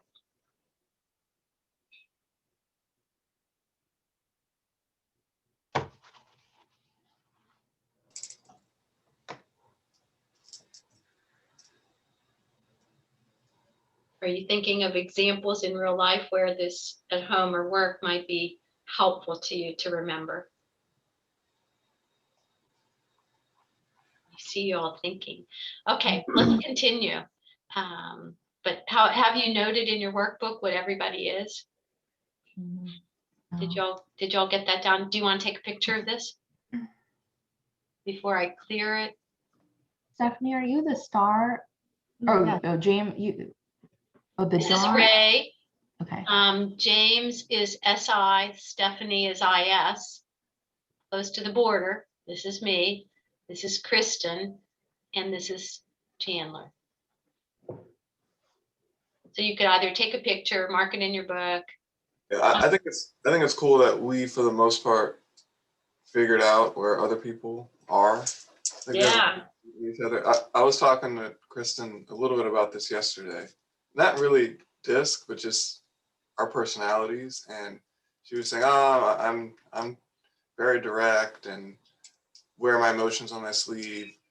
And I was saying, I think, and I'd be interested to get your take on this later. But I said, I think that works well with me, although it may not for some people who may be rubbed the wrong way. I tend to be, and I think my DISC profile supports this. I tend to not really judge people harshly, and I just like take their behavior as, oh, I just take it as is. Like it's there's something under the, like you said, the iceberg that I don't see, but it explains this, and it's okay. And so I can just boil down to the message if she's being direct. I think it's easier for me to say, okay, well, great, let me just take the message, which is good because then I know exactly what's going on, and I won't necessarily take it personally if it's not like worded the most soft way, because I just sort of take that as is. I just take that as is, and I get the message, and I can act on that. So That's a That was- gift. Gift I don't have. Yeah, to not take things personally and to boil it down to the message and to do that for other people as well. That's awesome. Yeah, that's a great quality. Maybe that is a strength that you could lend others when they need it. Like if you see someone that may be the recipient and taking it personally, maybe you can help them gain perspective because you have that skill or that innate behavior, James. It's a really valuable behavior to have on the team. So what I noticed when I look at your team is you do have each quadrant represented in a primary style. So that gives balance. And the only time I think DISC is helpful in hiring is, let's say you had an overload of Ds, but no S's or something like that. You might then look to say, we need to balance this out so we can be an effective team from all perspectives. That is the only time that you may say for a job, like I wouldn't want to have a high I person who can skip over details and miss them in an analytical job. I don't think you would want to hire me for that.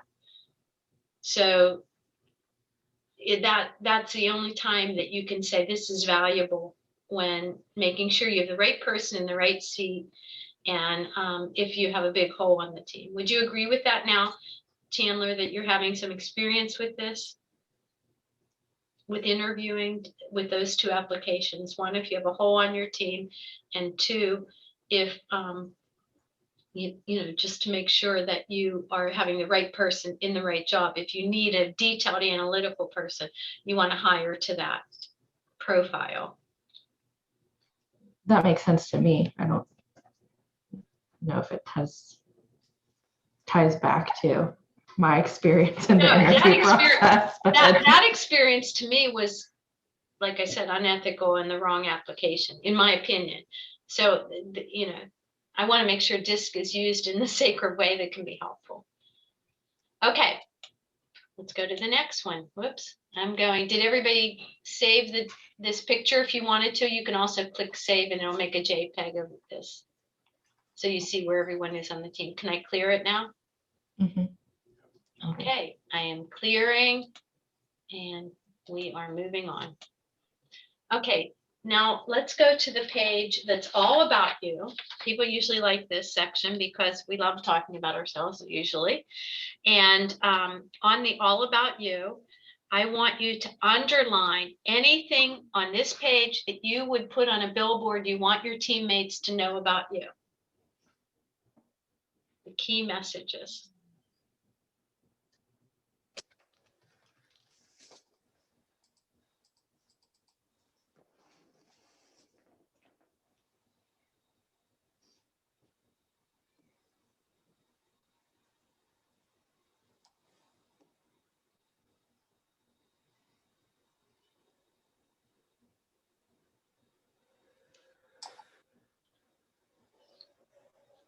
If there's anything you see that doesn't fit, cross it off. That doesn't describe you. On your page, don't use my sample.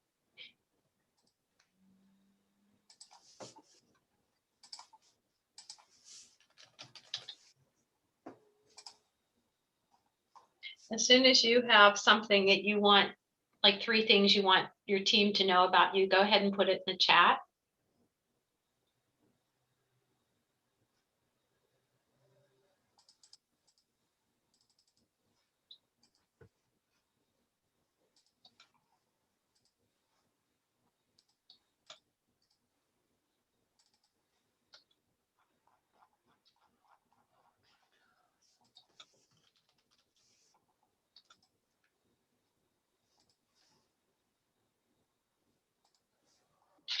It looks like I can't edit the PDF because of I the know. security.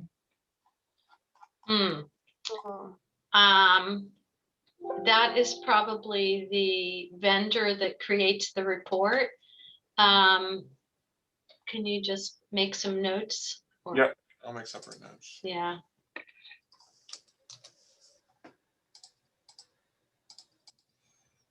You can't put a text box over it or anything? Nope. I was gonna list mine and I pressed enter and it went off. Pardon me? I said I was gonna list mine like 1, 2, 3, and then I pressed enter and it put it in, so. Oh, okay. And you know what? I need some help because my chat is not showing up for this minute. I don't know why. It was before. Let me see what's happening here.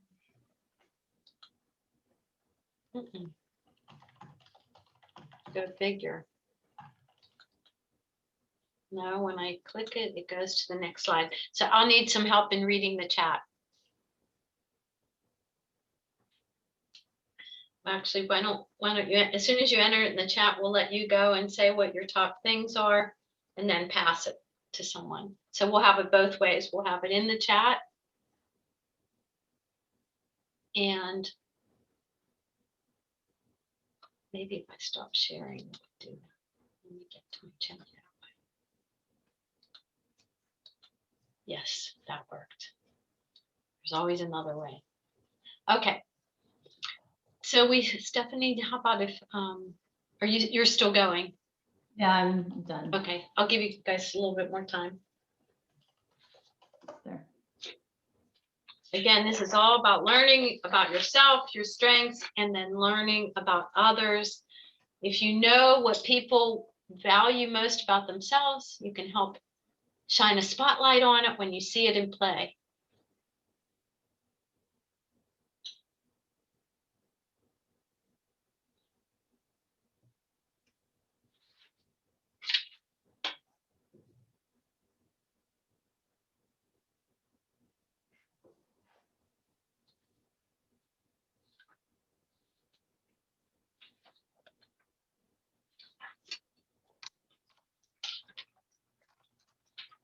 You said you just want us to post 3, right? Yeah, your top 3. But keep underlining in your book for yourself what matters. Cross out what doesn't matter. And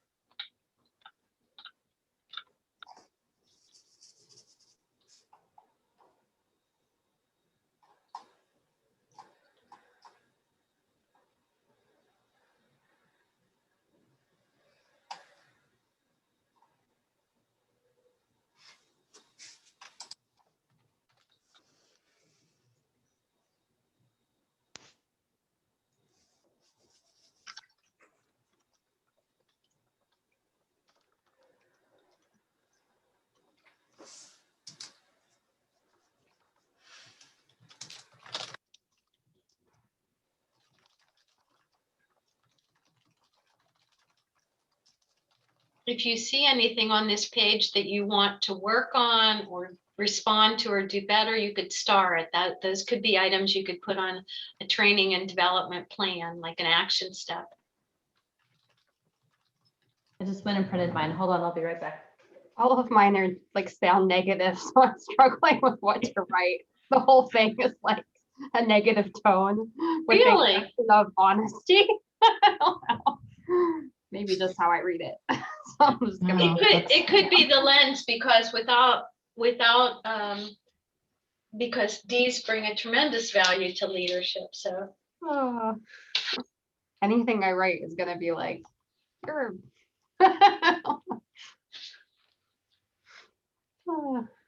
okay.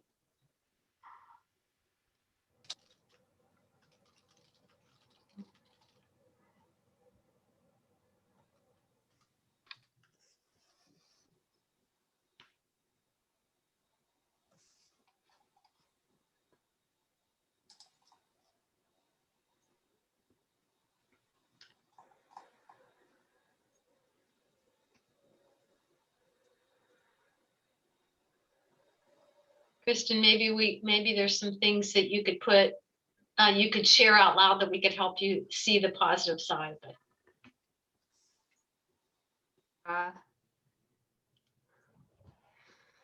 Okay. While you're finishing up, Stephanie, you had yours. How about if you give them to us verbally? Okay. That I value personal connections. I like to offer a helping hand. One of the things that also said on there that because of that, I sometimes tend to overcommit myself, and I've actually seen that probably in the workplace a little bit. And respond well to positive attention and sincere praise. Thank you. Do you want to pick someone else then? James. These are the 3 things you want your team to know. Mm-hmm. Well, I guess Stephanie and I are similar. So I did notice one thing that stood out to me is seeking the approval of others and concerned about letting people down. And I think it's very important for my team to know that, because it extends not to just them, but the clients. And I think I sometimes take it too far. I need to work on it because we are busy, and like I want to do the absolute ideal thing for every client, every possible situation, even sometimes things that, like Kristen pointed out, they may not be looking for that from us, or they may not miss it if we don't do it. And like the reality of the situation right now is it is a period of adjustment for the whole company. And maybe a year or 2 from now, we'll be in a place where we can do those things. And maybe I'll be happier with the job when I have time to do those things. But right now, if I try to do those things while meeting expectations, I'll just probably continue to get burnt out, because I think I'm already burnt out, and that's not good for anyone. But it's while it may be second nature for other people to like just get with the program and do what needs to be done, I have struggled with this desire to try to do everything for everyone, including the clients. And so that's just something that motivates my behavior is trying to do everything for everyone. And like Stephanie said, I don't seek out recognition, but when I do get genuine praise, it does feel good. Sometimes in ways I don't even anticipate it will, because because I'm just doing it, and I may be pretty hard on myself. So if someone says something, that will be good for me to know. Oh, I actually am doing good. That's good to know. Otherwise, I just don't know. And I do tend to overcommit myself. Kristen definitely knows that. And because I'm new to the position, it's a tough, I think, and Stephanie is too. I mean, it's a tough combination of wanting to please everyone, but maybe not necessarily knowing how long something will take, because you don't have all the experience. So you overcommit yourself. I can do this, and I'll do this and this and this too. And then you realize, and then who do you have to look to when you feel that burnt out, right? You said what? I said, and then who do you look to when you say, oh, I feel burnt out, when you've been saying yes, yes, yes, right? So you recognize that that's an opportunity for you to grow. And by sharing this with the team, what are you hoping? I'm hoping that the team may understand a little bit more of the iceberg under the water, and the mindset and what's going on in here, huh? Yeah, and maybe that could allow us to come up with some strategies to get better results. Like if they know that why I may take more time to get stuff done because I have this burning desire to just do everything for the clients. And I'll even add to that. In my first job in the industry, I had time to do that because I had more independence. I wasn't as regulated. It was more laid back environment. So I had time to go all in. So it's also a habit. You talk about behaviors being built over time. I've built that behavior over time. So it would be nice if we could come up with some strategies to overcome that. so that I can be more productive and efficient as a worker. Even if it's just something like, James, these clients are going to be fine. Like we do great work for them. Like, don't worry about that. They don't need that. They'll be fine. It's just something simple like that might help. You've just done, you've opened a huge door. You've given your team permission to recognize where you could use help and what matters to you. And these are the foundations that build psychological safety among a team so that you feel like you can be yourselves with each other. You don't have to pretend, and that you can gain support from each other. And so thank you. Well done. Both you and Stephanie in your sharing are saying things that matter, in my opinion. So thank you. How do you feel about opening up like that, James? I've been wanting to say that for so long, and I just didn't really know how, or if it would be helpful, or I don't know. I'm just in the grind, so I don't even, it doesn't even show up.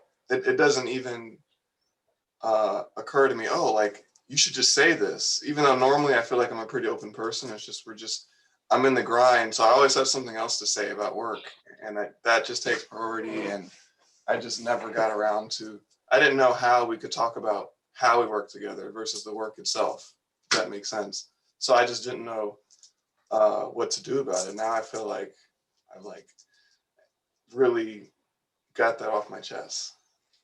Wow.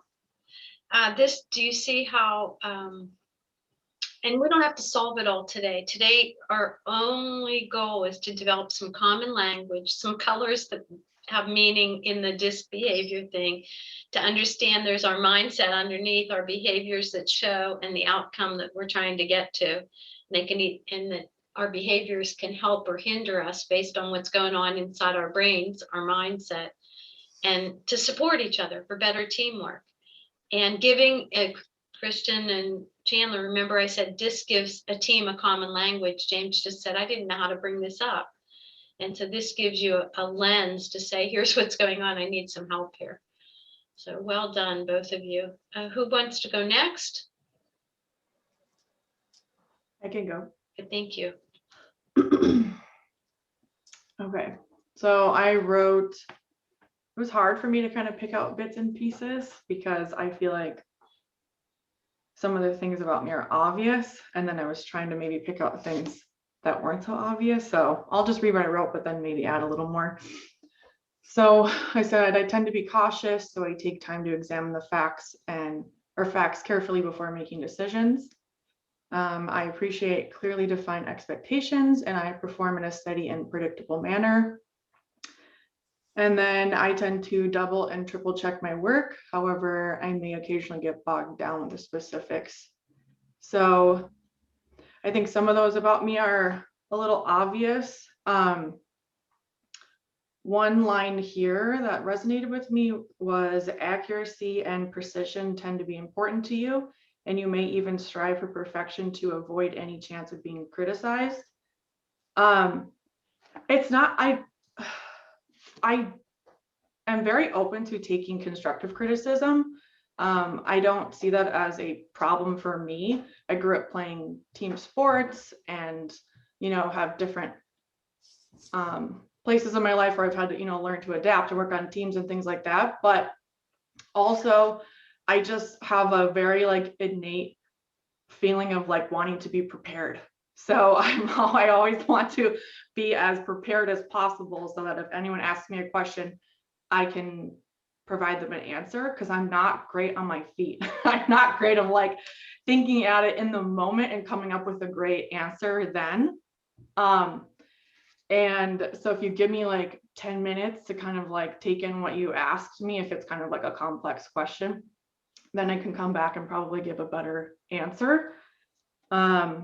And then one thing on here was about communication, and it said, you're unlikely to express your feelings. Well, hold on. Where was this? Oh, here.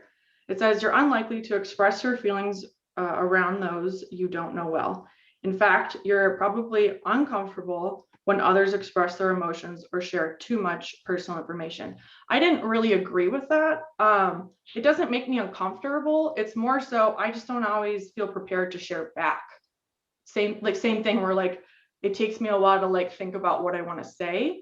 So I enjoy hearing other people's stories and things, but I don't want them to interpret that I'm not interested because I'm not sharing as much back. It's hard for me to think of something. And that is, again, very insightful.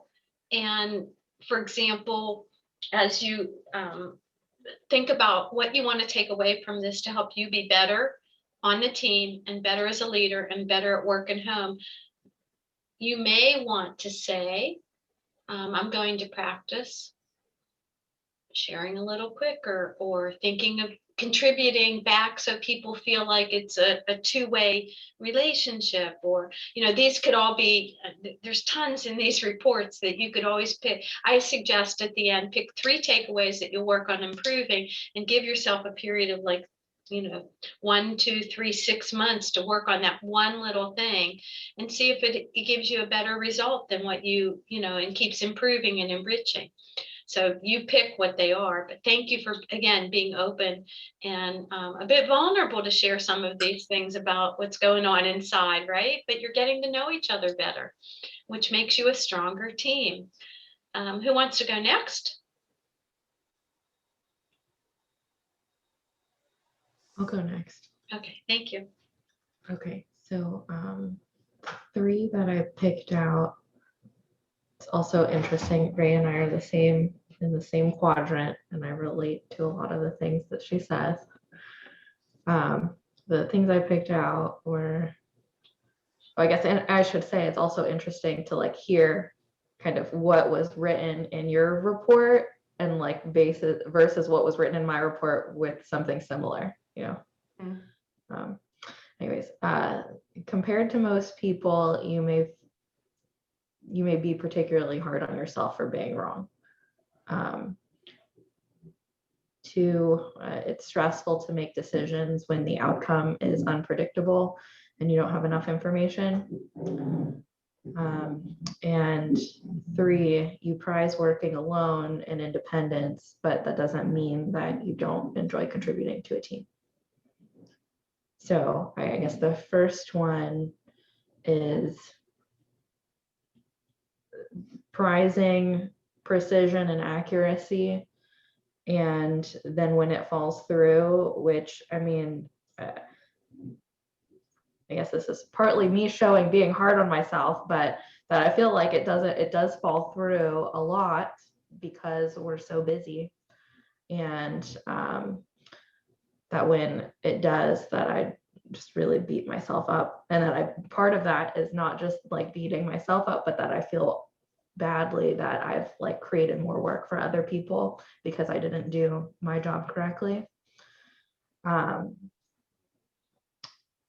It's stressful to make decisions when the outcome is unpredictable and you don't have enough information.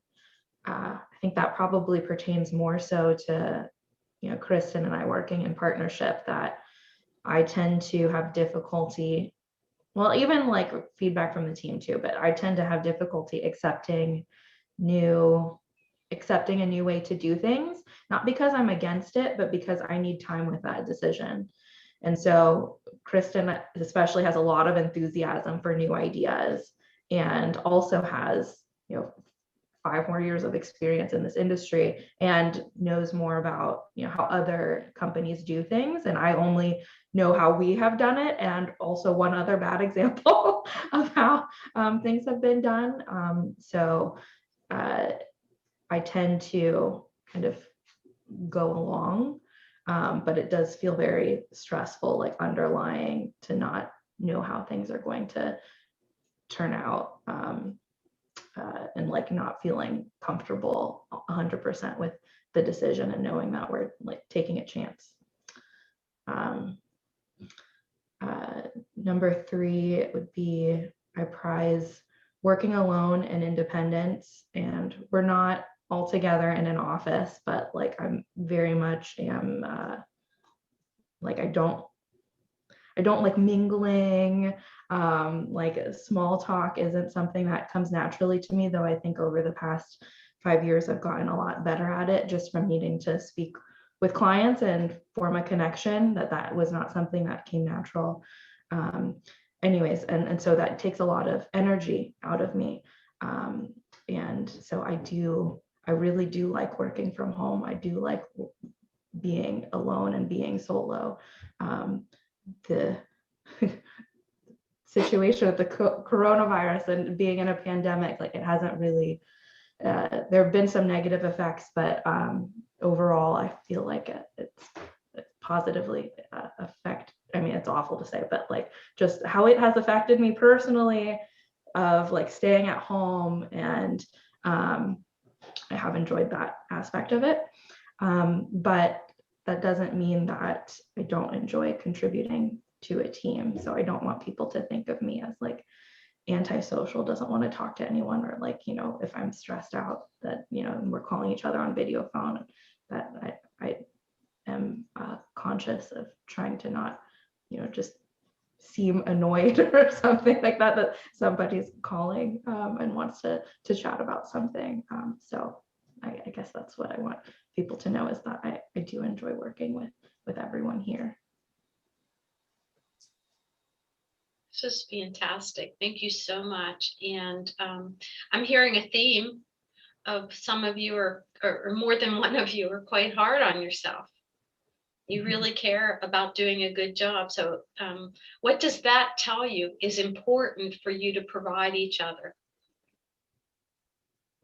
Positive affirmations.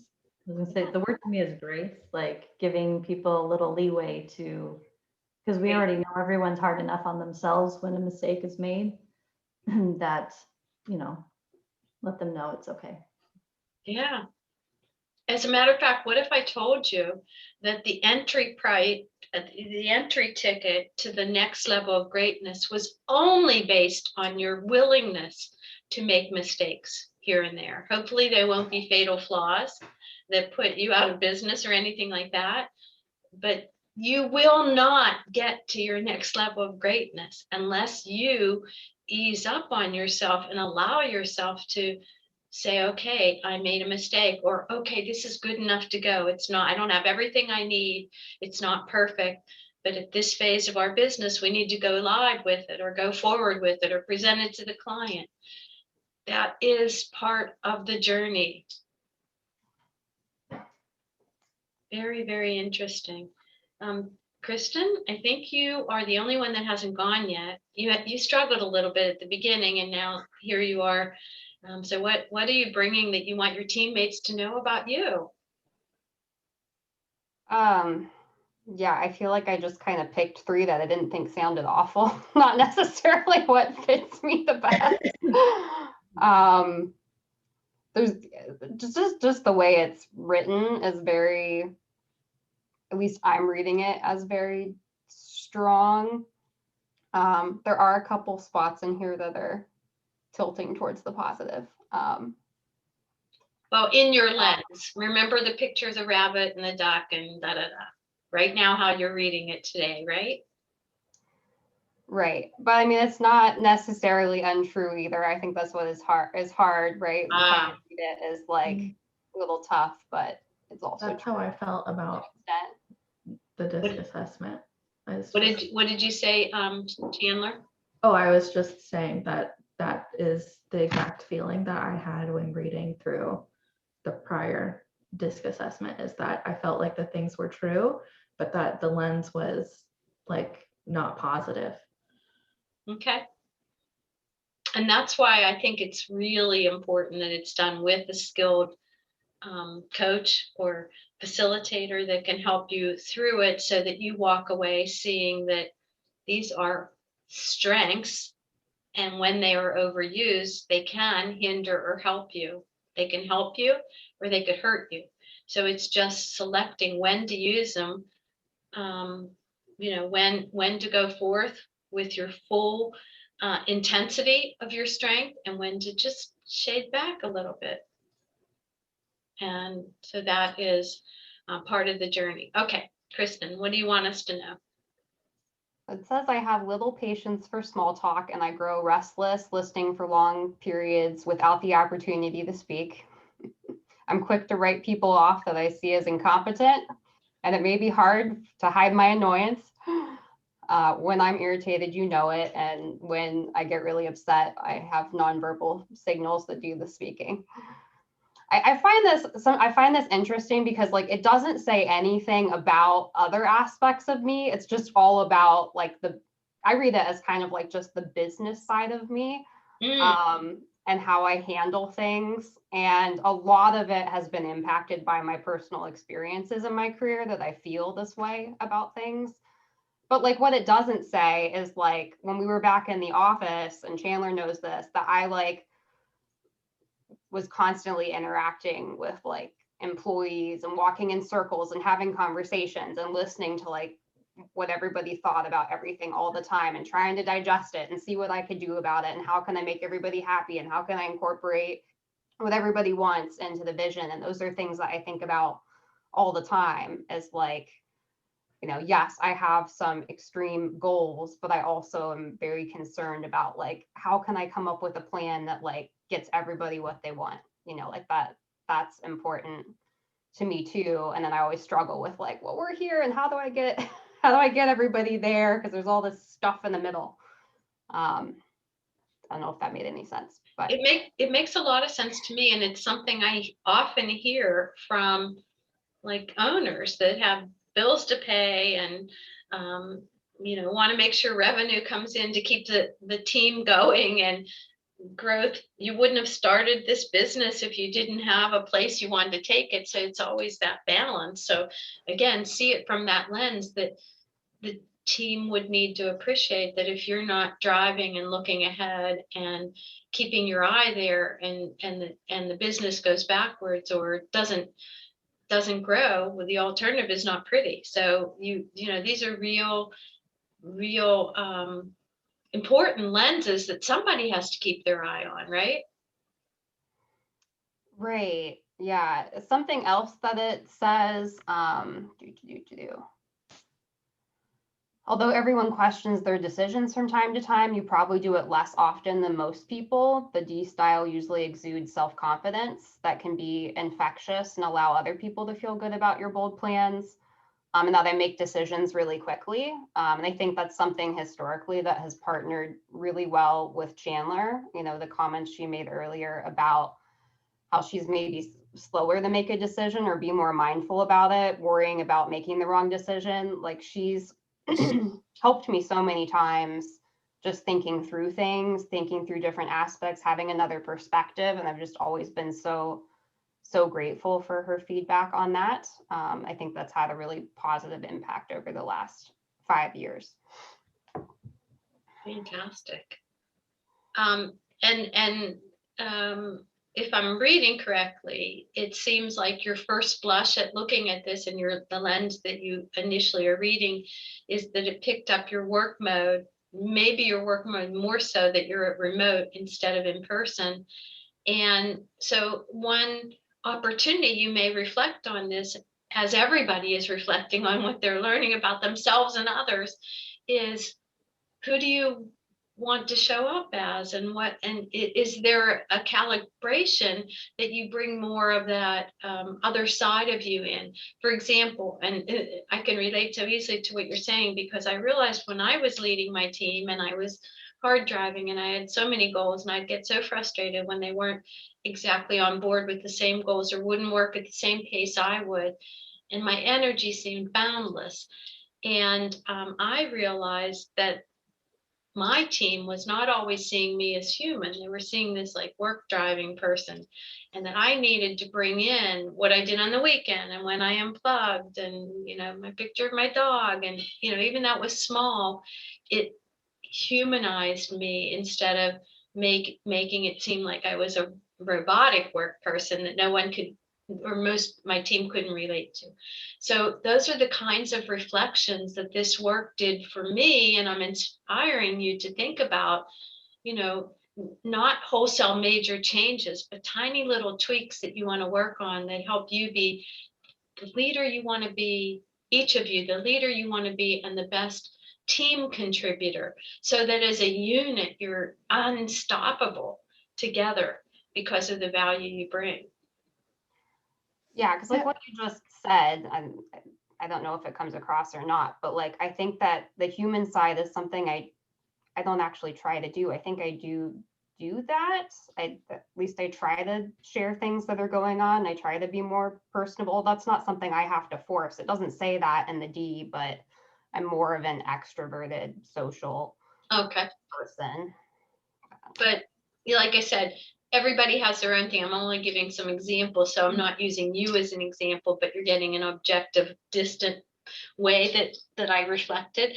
And I want to say that my strength of a D became a lot less human when I was stressed. So if we were close to a deadline, if a project needed done for a client or something, then I would be less thinking about the people and more about getting the task done. And that was off-putting at times.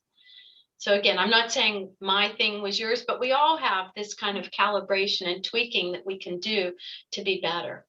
Any other comments or questions? And we're going to finish up 2 more pages, and then we may get a little time for practice, but that will be practice that, you know, will be guiding our hand as I'm working with the team, either individually or as a group, or with Chandler and Kristen together. We're not quite sure what will happen after the workshop, but we'll be guiding our hand to keep DISC over the next 6 months vibrant so you can learn it. So do you have any other comments you'd like to say? I did. I was just, Kristen brought up a good point that like there's a lot of things that we prize in ourselves or that we think that we're good at that aren't mentioned at all in the in this one page, obviously, because we're human, can't sum us into one page. Yeah, that would be quite a feat, right? Right. But like I tend to take some, I'm reading through this and was like comparing it to the other profile that I had and was taking it at face value. And so, that Kristen's bringing up all of these other things that she brings to her job that aren't mentioned in here and that are valuable and that probably want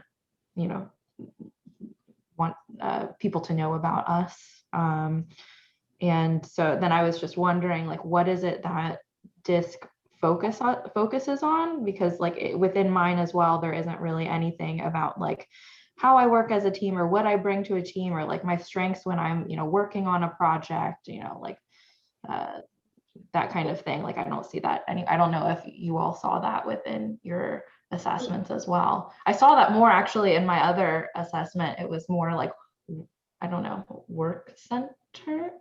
Well, I don't know if that's exactly the word I'm looking for, but let's flip ahead, because the next couple talk about what are your priorities, what motivates you, and what stresses you. And those are 3 other elements that if we have time, I'd like to get through. Or we can pause and just do some, practice activity with this, or clearly I let this part of the conversation go longer because I thought it was so extremely valuable that you were hearing this of each other. And so what do you think? And the other thing is DISC is one assessment. There's strength finders, there's values assessments that we can also bring in other lenses of who you are and what matters to you. So this is behavior, and it's observable and it's focused. It's what's on the outside and based on what you can shift and what you can change, what you can calibrate a little more of, what you can calibrate a little less of. But before we move on, just so we have a positive point, is there let's go around and everybody say one thing that's not on the report that you want your teammates to know about you. hard to come up with on the spot. We could make that for homework. Mhm. Would that be Yeah. be something you're willing to put? My profile definitely doesn't say that I care what other people think. Okay. Put that in the chat so that everybody has that to say. If you think of one other thing that's not in the report that you want people to know of, or something you're proud of. Remember, DISC is based on certain elements, but what is not factored in here is your life experience, your values, your maturity, where you're at today. So go ahead and add something that you want people to know about. Make this your own. You can add plenty of things over time. Awesome. I'll let that run. And would you like to finish up the last 3 pages, or would you like to move to some practical application? I don't know what's in Practical the next 3 application? pages to know. Pardon me? Probably practical application. Okay. Well, let's put this aside. And I will just, how about if I just give you a 1 sentence about those pages so you can look at it on your own, and then we'll do application. I have to run to the restroom. Oh, let's take a rest. You too. Yeah, go ahead. If it's let's take a 2-minute or 5-minute restroom break, and then we'll come back to quick overview, 1 sentence on each, and we'll go to application.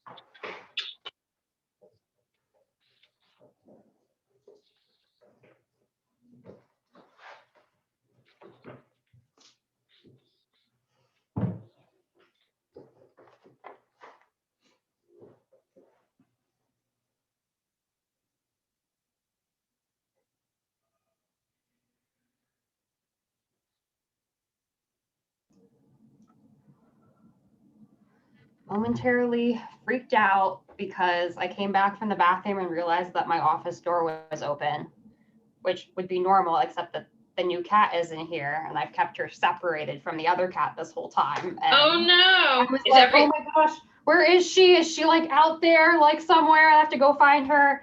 Oh She's no! hiding in the corner. She didn't even know this that I left the door open. So, phew. That's so good. So we're going to quickly and a good example of bringing something personal into, which you probably do naturally anyway, it's just not showing up here. But I see your kitty, and I'll tell you, I wonder what behavior style the kitty is. Okay, so we're on shading and priorities, which is page 5 of your report. And I'm just going to talk you through what's here, and then we can process this at another time. But the key point that was asked earlier is, what if your dot is one thing, but where it's colored in and where your shading is in the circle. I wanted to make sure you all understood that where it's shaded with lines, that's where you might be stretching. And so you can see you have each of the other styles. Then the outer rim of the circle is the tendency of priorities, and where things sometimes can butt heads or end up in conflict is when, like, you can see somebody who has a tendency, a priority of accuracy, and the other person has action, enthusiasm. It can sometimes, the pace, you want to move at a different pace than a teammate, or somebody's driving results, but maybe the S person is more focused on how's the whole team moving forward, support. So this page explains both the coloring of where you have styles of different quadrants and where you're stretching, and it shows difference of priority. So I would just say an application is, if you ever find that you're seeing something different from a client or a team member, come back to this circle and try to think about what might their priorities be and how could you honor them and move ahead. And so they give some tips for how priorities shape the workplace experience for each of you. Any questions? Is it odd not to have any shading? Like I have none in mine.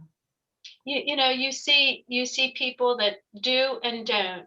It just means that you are coming up with a stronger definitive of the styles, a stronger, I want to say, tendency of the styles that are showing in full color. And that may even be with time. You may say, Kristen, you may say, oh, maybe it would be helpful with me as a leader if I stretched one of these, like pick your lowest area that's opposite you. Like if this was your circle, and you might say the team needs a little more leadership and I'm strong in S, you would maybe say, I'm going to work on amplifying that a little bit. Does that make sense? Comments or questions? So I came back a little late. You said shading shows where you have some overlap with the other. Shading shows where you're stretching and where the colors spill over into the other quadrants. Like if this was yours, James, the S and the I are strong, but you also are showing up with D, the green, and the C just at a lower intensity. Okay. And where it's striped, do you see this? That's where the person might be stretching out of their comfort zone. And over time, if you stretch your comfort zone, it may become more natural if it's helpful in that environment. Okay, and the words are priorities? Yes, these are priorities around. So this page explains your shading, and your outer ring is what are the tendencies for priorities. Okay, and you were just saying that in the example right before I talked, you were saying like you could use this to determine that you want to work on strengthening one of the four, one of the four, basically just shifting that towards one direction if you wanted to, if you thought it was. Just because in any situation, you have the opportunity to choose which behavior is going to give you the impact that you want. You always have a good intention.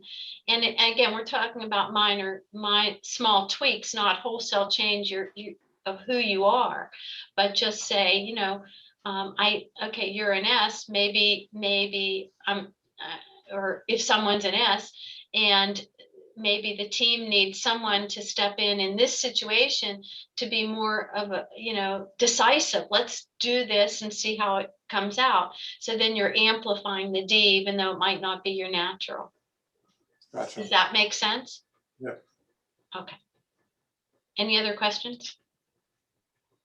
This page is what a lot of people take and they print off. And I also, when you fill out the evaluation, it'll lead you to a page on my website that gives another handout on how to read people. And those two, I tell people, laminate it, keep it handy, because this gives you a little cliff note of what people fear, what they're motivated by, what their limitations are. So this one is a good overview to become familiar with it. And then there's 4 pages on connecting with. So let's say you have a conflict with a family member or a challenging relationship with a client. You might know where you're at and you try to assess what they are and you want to connect with them. So there's clues, and we're going to do that as our application. These 4 pages are more detailed. And I would say that you can look on this if you want more detail with any one of the styles. So that takes you through your report. And now we're ready for an exercise.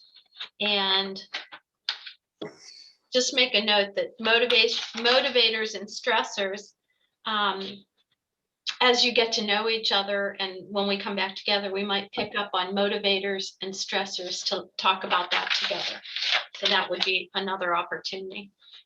Okay, so now we're ready to go to the practical application. And one of the things that I've always wished for, we're back to our workbook. But before you get into your workbook, you don't just look at my screen. We don't need to go there yet. Is I always wondered, like, okay, now I know this about myself and I'm working on myself, but I want to figure out what can I do to be effective with my clients or with my other team members, but that they're not wearing a little button that tells me what their DISC style is, right? So this is a exercise to help you apply DISC to figuring out what might be helpful with other people. So first of all, people tend to be able, I want you to think of a client or someone that you want to apply your knowledge of DISC to keep improving and the connection with them.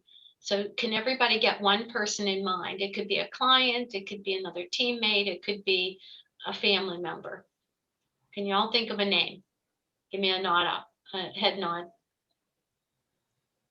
Okay, now I want to ask this question. Do you think of that person as active, fast-paced, assertive, dynamic, or bold? Or more thoughtful, moderate, pace, calm, methodical, and careful? So once you have that question answered, and is there somebody that would like to speak out loud with their example? Or you don't have to give us the name, but is the person you're thinking of, can we put an example here? So who would like to do this part? I picked the client I met with yesterday morning, John B. Okay, John. Yeah, he's more active, I think. Okay, so we are going to put John at the top here. Whoops. And actually, we move him right up here. And then I'm going to ask you, and this is what you would do when you're trying to apply DISC and you don't know. Then I'm going to ask you, does he show up more questioning, logical, focused, objective, skeptical, or even a bit challenging as you make recommendations or speak with him?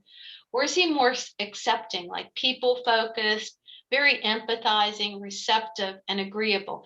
People on this right half of the vertical circle are people focused. People on the left side of the circle are more task focused. People on the top half of the circle are more active. They move faster. People on the bottom half are thoughtful. So what about John? Chandler doesn't even work with him, but she probably knows which one he is. I was like, I think he's challenging, but I don't know about logic focused. He's skeptical. And again, not every word applies to every person, but he's logical, so he's more questioning than accepting. Okay, so he's not the one that you're going to say do this, and he'll go, yep, sign me up. You're going to have to explain it a little more. You're going to have to delete. So you have identified John because he's on the top half here and he's on the left side here. He's likely to be a D. Now, and you can keep looking for clues as you get to know him, but how will you work with John with this knowledge to be effective if you're preparing for a presentation of recommendations? What do you need to do? Anybody can answer.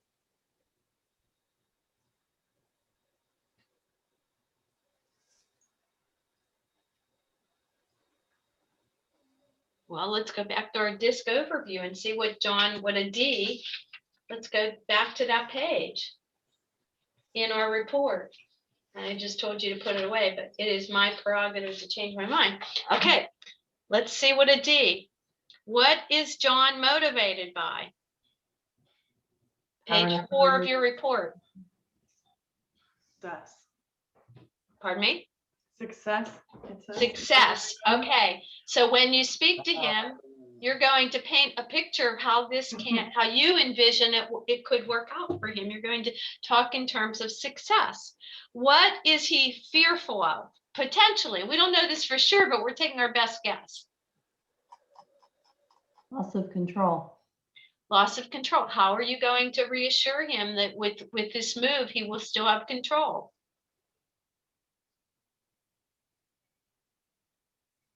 What are you thinking, James? Did that yesterday. We beat the S&P. He was thrilled. Okay. And what do you notice about his limitations, potentially?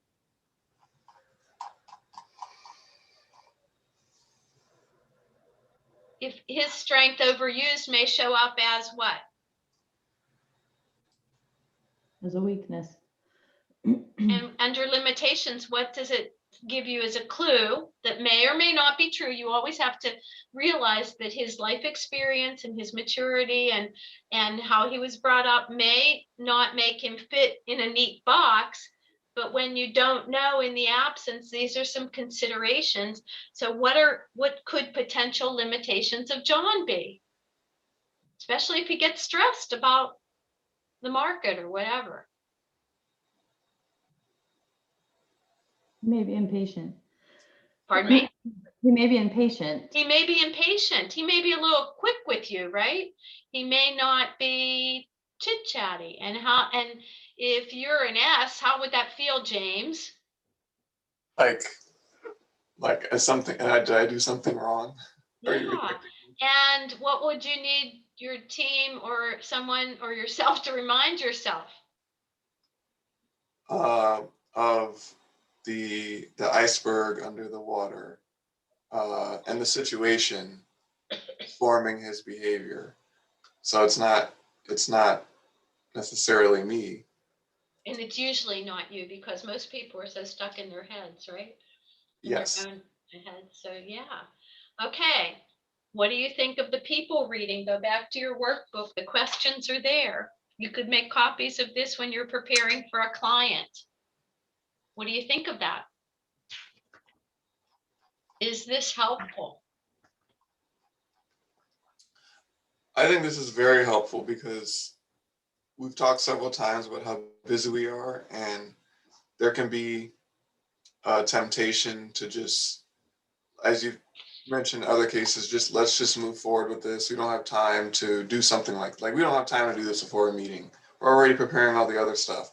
But if we don't do this, we might create more work for ourselves, because if we did not read the client and didn't foresee the challenges they face and their limitations, we may put together the best thing and show it to them, and then they come back, as we've all experienced, they come back and say, no, I want to do it differently. I sell everything, and then not only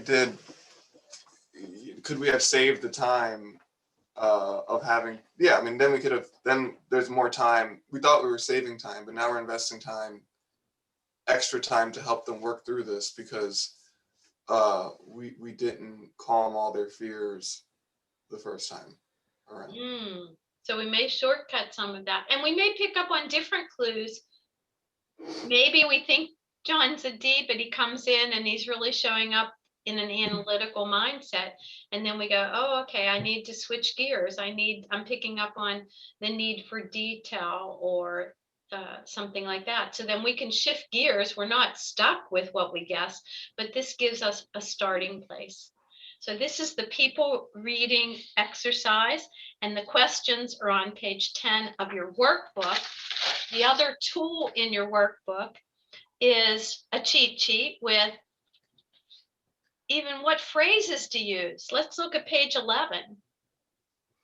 Look at page 11 and circle 3 phrases that you might use with John, Kristen. Say them out loud. Well, I'm finding this very interesting just because, and this maybe doesn't even go along with what we're saying, but I feel like the first decade of my career, I was completely focused on understanding the client completely and saying exactly what they wanted to hear.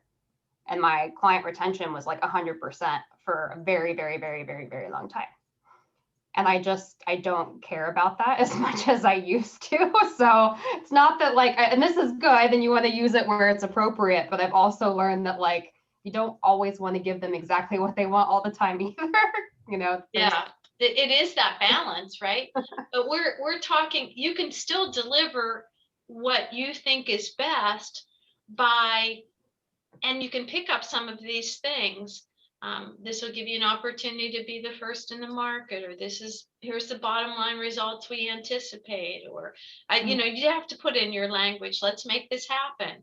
They want to move fast rather than go home, sleep on it, you're always reading your client, and this is not a be all end all, just another tool in the toolkit. But when in doubt, you can look at these pages in your workbook, page 11, 12, 13, 14, and they give you some quick styles. Also in your workbook on page 15 are the answers to everything you filled in the blank in case you didn't get anything. So I did give you that. And let's go to we're going to do another application. So let me just pull up this and then we're wrapping up. We have 10 minutes. I think we can finish with this other activity that, let's see, am I still sharing my screen? No. Okay, I think we can finish up with something kind of fun here. Okay.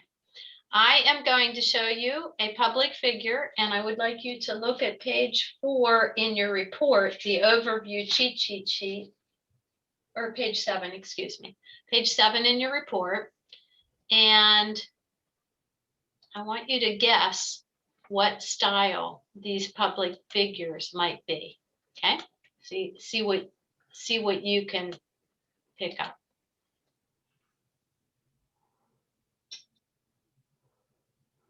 Any guesses?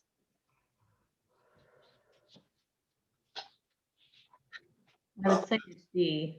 D? Or DI. I would say right at the top. Pardon me? Right at the top. Oh, right at the Between D top. and I. Okay, of D and I. Good. Okay, I agree. Let's see. Now, if there's someone here you haven't heard of, we'll skip them. Have you heard of him?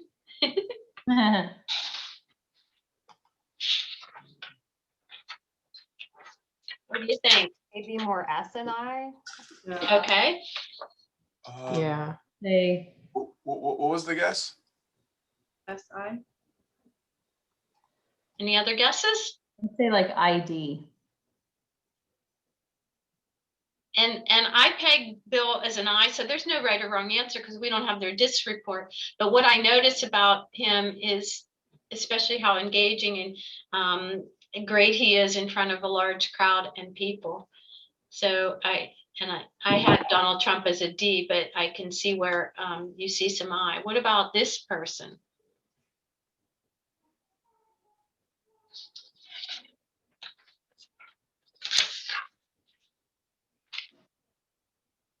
Have you all heard of Mother Teresa?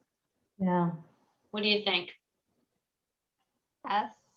I would say Yeah, focused on harmony and mankind and wanting to have all of those characteristics. What about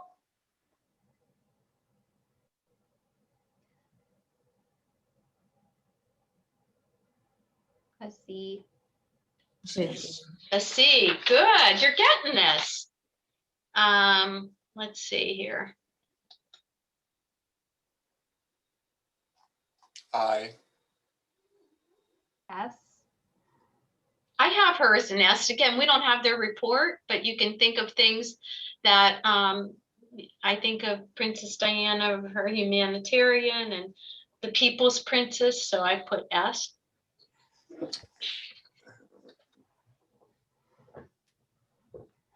Madonna, you familiar with? DI. Yep. I'd say DI. Yep. Katie Kirk, you familiar with her news reporting? I would say an I or a DI as well. I have her as an I. She's known as a perky, her perkiness. Huh, D.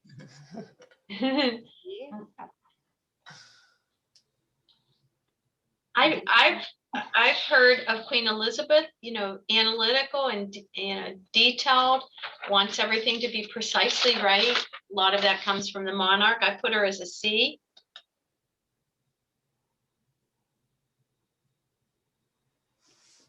An I.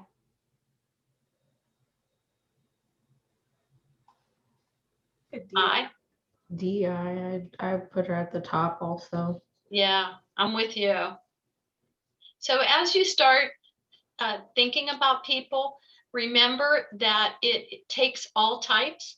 And this is the story of the tribe that went out and they were asked to come back and describe what is an elephant. And I equate this to everybody having a different role on the team. And somebody said, the elephant is definitely, now these people that were assessing could not see, they could only feel. And the one person representing for Imagine customer service said it's definitely a rope. And then someone else put their arm around the leg and said, no, it's more like a tree trunk. And then management said, no, it's definitely smooth. It feels like, like a big horn or something. And then the person who described the ear said, no, it's a leaf. And they started arguing, the team started arguing. And really, from the perspective that each team member or department was looking at, they were all right, but they weren't seeing the whole picture. And so as we wrap up today, remember that you need all perspectives sharing so that you can get vision of the best way forward by valuing the whole picture, what everybody brings. Everybody with all of their strengths, and even those strengths, if they ever get overused, valuing all of it because it's our human experience of the team together. So I thank you. And you would, in your inbox, there is a survey to give some generous feedback and evaluation and questions that you have, because as I said, I'll be working with your team in whole or part over the next 6 months to help you not just hear about this, but to really live it. And there's a great exercise in your workbook on page 17 on making connections. And I encourage you that this is fun to do as a team, but it's also good to do when you're planning an important meeting with a client, to think about what might their style be, and how do you want to approach the meeting? How do you want to use this information? What's the main goal? And how can you present it in a way that you can have the impact you want? How can you close the gap between a good intention but falling short on impact? And you can do this with this knowledge and a lot of tools. I give you a space on page 18 for sometime this afternoon or in the next day, over the weekend or Monday, to put some of your key insights. And of course, I'll ask for that. Your surveys, I will be compiling in a report and bringing it back to Kristen and Chandler with which will help shape. I hope each of you will put what action steps you're committing for your own growth and development. What are 1 or 2 or 3 things you want to do more or less of for the team or for your leadership? And how can you be counted on for that? How can you commit yourself to ongoing and never-ending improvement? And I wrap up with asking for, I'd love to hear, from each one of you, how you're feeling as you leave. If you do it very quickly, we'll end within a minute or 2 of our time. I just Excited. wanted to thank everybody for speaking up and participating today. I really appreciated all the different points of view and sharing. So thank you guys for setting aside, 3 hours in our busy schedules to do this today.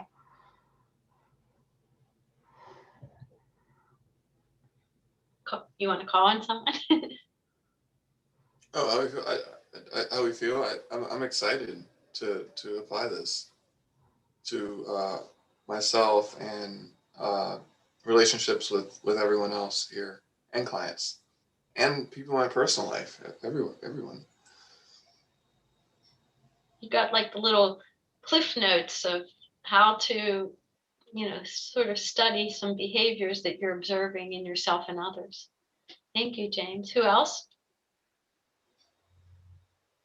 I guess what's on my mind is that I think it's going to be challenging for me, at least, to think in terms of these different personality types. One of the things in mine was like that I feel uncomfortable when I don't know the rules.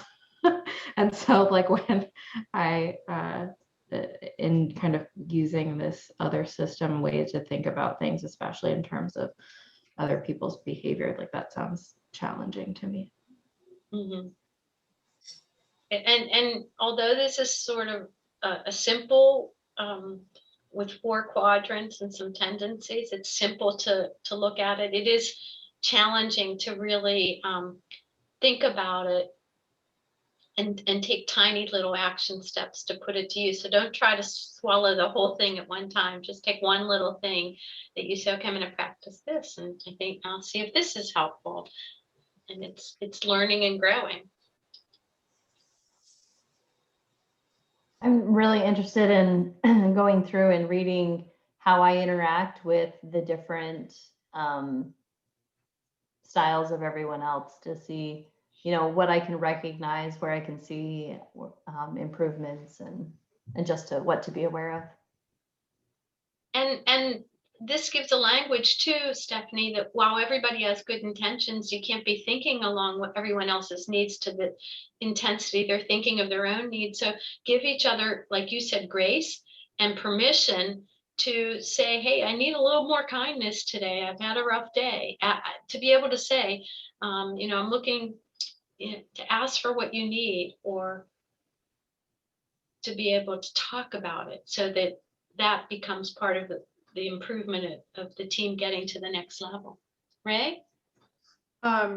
Similar to what Stephanie said, I want to go back and reread my profile, and now knowing everyone's mix, reading their profiles, and I like that page 7 where it's like the full overview of just kind of the quick bullet points. And then also just recognizing it like in myself of what I'm trying to work on. And just being aware of anyone that's working on themselves, for me, it's like sharing more about myself and opening up more. I'm always trying that. I'm always thinking about that. And whether I execute it or not, it's kind of like being aware of maybe your weaknesses and trying to work on them. And then the other people acknowledging them, or I don't know exactly how to say it, but more so, like getting some feedback? Yeah, or just, I guess, being patient with everyone now that we kind of, now that this is all out in the open of like what your personality types are. And it's kind of like, I'm trying to work on sharing more, and maybe just give me a moment, or maybe probe me, maybe ask me a question so that it offers me to like expand more, something like that. So that's beautiful. Maybe think about people's weaknesses and how you can try to bring more out in them in that context. And I want to say I keep in mind that what may be perceived as a weakness by one is not by someone else. And keep in mind that any strength close to it, if it goes too far, it can be a liability or perceived potentially as a hindrance. Right. So I really do encourage a strength-based approach of acknowledging the things that people are doing that are helpful, looking for the good, being generous with each other in naming it, and also being understanding in that you're all trying to work on making this team work better together. So on that note, and we're at time, I want to thank you. In your email, and if you didn't get it, please email me. My email's on the screen. Is a survey. Please give some thoughtful and generous responses, because that will help us to help you grow. Without your input, it would be us navigating alone. So each of you, please fill it out. And if I could have them all done, do you think by Monday is fair enough? The sooner you do it to this experience, the more you're going to remember it. So do you think by Monday is a fair request? Kristen's not here, so someone. Sure, by Monday, if everyone's comfortable with doing that. That sounds fair. Okay, and I want to thank you. I really felt like all of you played full out, and it's daunting to think of 3 hours on a Zoom, and I felt like you were all playing full out and were generous. So thank you for co-creating this experience. And I felt like you were open and vulnerable and honest, and that's where the good work comes together. So thank you. Thank you. Thank you. Thank you. If you would like to save the chat, you can go ahead and click save. You would go to the chat box, and I don't need to tell you, you guys know how to save the chat, right? No, I didn't know you could do that. That would have been helpful in other like CE sessions I attended to have. Yeah, so when I'm with clients, I often will pull this up. I'll make my notes right in there. I'll tell them they could save it as what we talked about. I think it even timestamps the comments, so you have documentation of when you say things if you want it. But you just go to the open the chat box in the lower right hand corner where the 3 dots are. You open that up and you can click save chat. And I just realized I didn't mean to restrict that you couldn't chat with each other. That was an option that I usually like to let you free flow. So I apologize. I didn't see that was on, but no one asked about it, so it wasn't a problem for you. But thank you so much. Yeah, and you got 2 new Zoom tools today. Annotating, so you can interact instead of just speak to your clients by Zoom.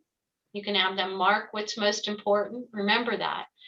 If you feel that it would be useful, you can do that.